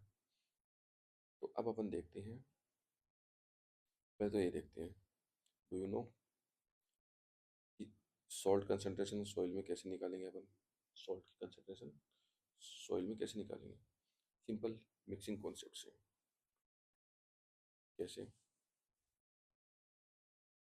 क्यू इरिगेशन वाटर था, उसमें कंसनट्रेशन सी थी, सॉइल में कितनी बचेगी, CS into concentration soil into Q plus का RE माइनस का कंजप्टिव यूज। कैसे, वो क्यू तो यही क्यू है जो इरिगेशन वाटर वाला था, कुछ इफेक्टिव रेनफॉल भी हुई है क्या, पेड़ पौधे ने कंजप्टिव यूज भी किया गया, तो उसको माइनस कर देंगे, कंजप्टिव यूज को माइनस कर देंगे,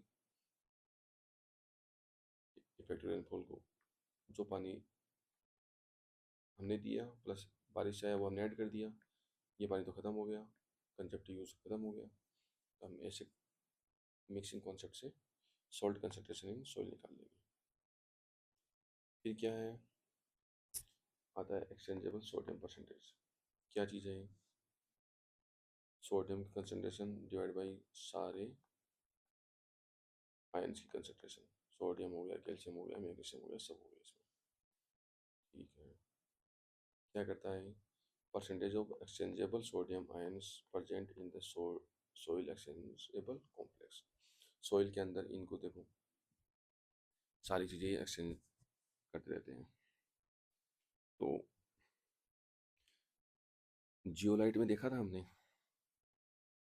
जियोलाइट में अपन इन्वायरमेंट में अपन देखते हैं कि NaCl तो अंदर होता है, बाहर से पानी आता है, उसमें कैल्शियम 2+, मैग्नीशियम 2+ होते हैं, ये इसको एक्सचेंज कर लेते हैं, तो कैल्शियम तो यहीं रह जाते हैं, कैल्शियम मैग्नीशियम तो यहीं रह जाते हैं, और पानी के साथ कौन चला जाता है, सोडियम चला जाता है।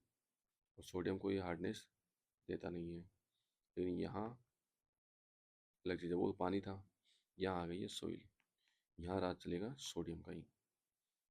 सोडियम एब्जॉर्प्शन रेशियो भी हमने देख लिया, इरिगेशन वाटर में करते हैं यूज, और हमने एक्सचेंजेबल सोडियम परसेंटेज भी देख लिया।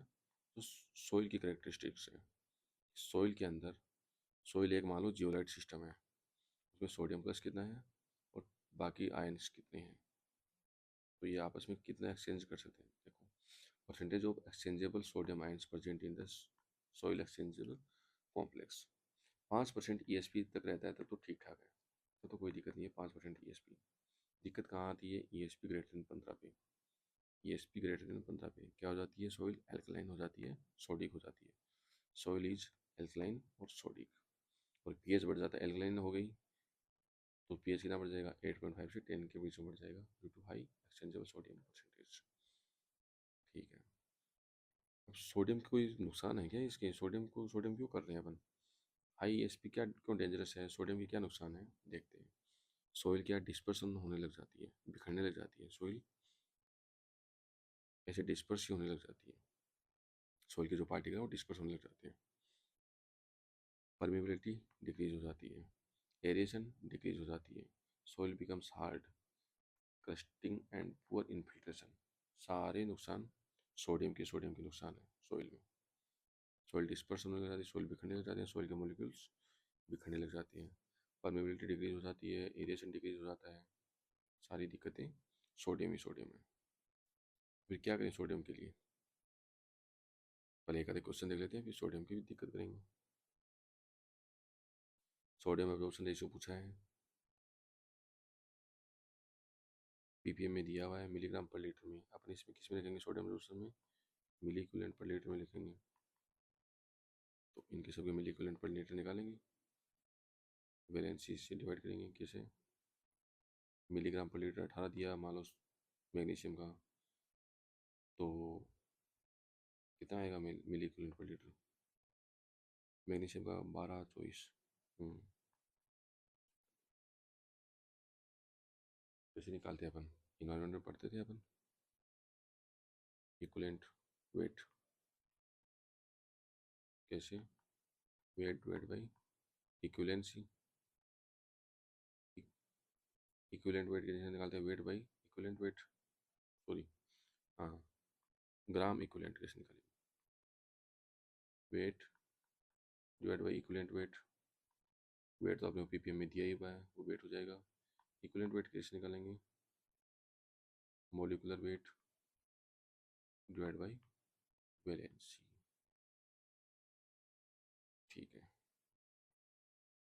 Molecular weight divide by valency, molecular weight divide by valency, और ये ग्राम इक्विवेलेंट्स निकाल लिए, यही मिली इक्विवेलेंट्स पर लीटर हो गया। अपने वो पता है, 0 से 10, 10 से 18, 18 से 26, कट रहे 26 के बेसिस पे अपन देख लेंगे कौन से टाइप में आ रहा है। ये किस चीज़ के क्वेश्चन है? जहाँ कुछ नहीं लिखा हुआ है वो है गेट की टेस्ट सीरीज के क्वेश्चन। जहाँ गेट लिखा हुआ है वहाँ तो तुम्हें पता ही है। इलेक्ट्रिकल कंडक्टिविटी हमने याद कर ली, इसमें थी ये, माइक्रो महो पर सेंटीमीटर में नहीं है, मिली महो पर सेंटीमीटर में है, चेंज करना है। ये वाटर के लिए है।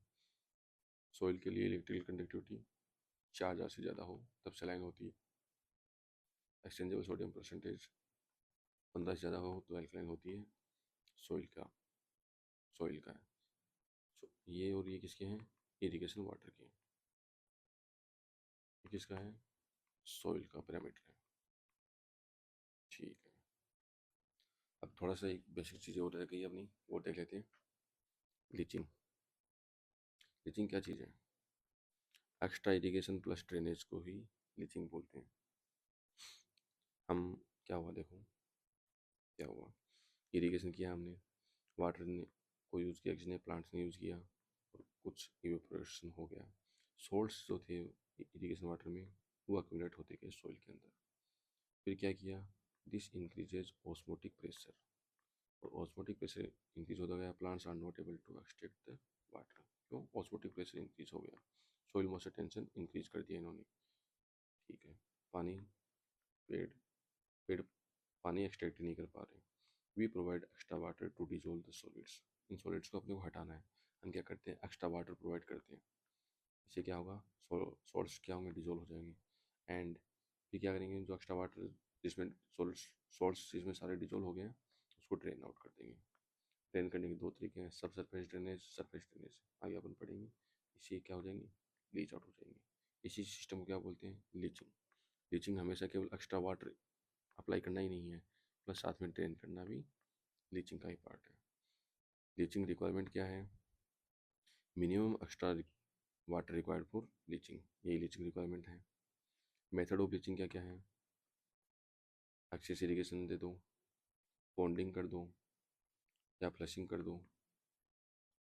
अगर सॉल्ट सरफेस पे पड़े हैं तो फ्लशिंग कर दो, पॉन्डिंग कर दो। अगर कोई इस टाइप का एरिया है उसमें पॉन्डिंग कर दो,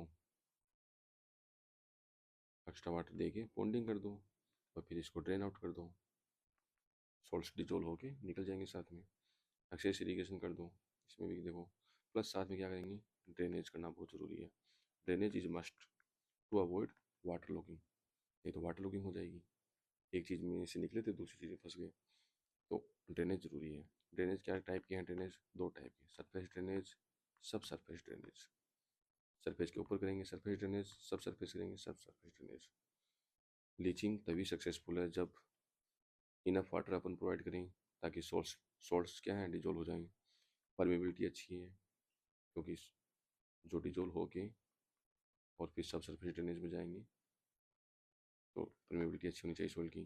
प्रॉपर ड्रेनेज सिस्टम होना चाहिए, और वाटर टेबल क्या होनी चाहिए? लो होनी चाहिए, नहीं तो वाटर टेबल हाई हो जाएगी और वाटर लॉगिंग की समस्या आ जाएगी।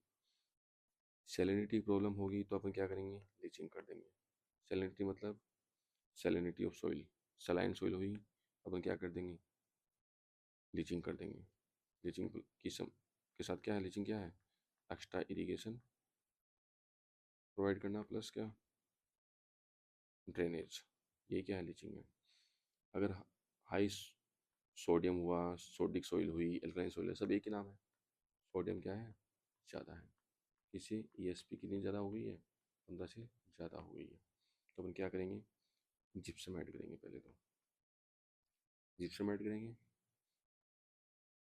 फिर ड्रेनेज कर देंगे, कंट्रोल लीचिंग कर देंगे। ठीक है, जिप्सम ऐड करके लीचिंग कर देंगे। ठीक है, जिप्सम क्यों ऐड करेंगे, क्या है, कैल्शियम सल्फेट तो है जिप्सम, तो ये सोडियम को हटा देगा, कैल्शियम वगैरह रह जाएंगे। ठीक है ठीक है ठीक है। आगे अपन, अभी ये मत सोचो कि ये इतना ही है। वाटर लॉगिंग, लीचिंग, ये सब आगे भी पढ़ेंगे अपन, पूरा चैप्टर है इसका एक। अभी तो बस मोटा मोटा ये याद आइडिया होना चाहिए। सैलाइन सोइल, एल्कलाइन सोइल, ठीक है, ईएसपी, एक्सचेंजेबल सोडियम। सोडियम को आज ध्यान से देखना है, सोडियम क्या क्या चीज़ हुई है। सारा काम सोडियम ने खराब कर रखा है पूरा इधर। ये तो ओवरऑल सोर्स है। ठीक है भाई, कल मिलते हैं अपन। आज 2 घंटे में अपन इतना सही टॉपिक कंप्लीट कर पाए हैं। कल अपन पढ़ेंगे डिजाइन ऑफ स्टेबल चैनल। बड़ा ही सिंपल सिंपल सा टॉपिक रहता है ये भी। ओके।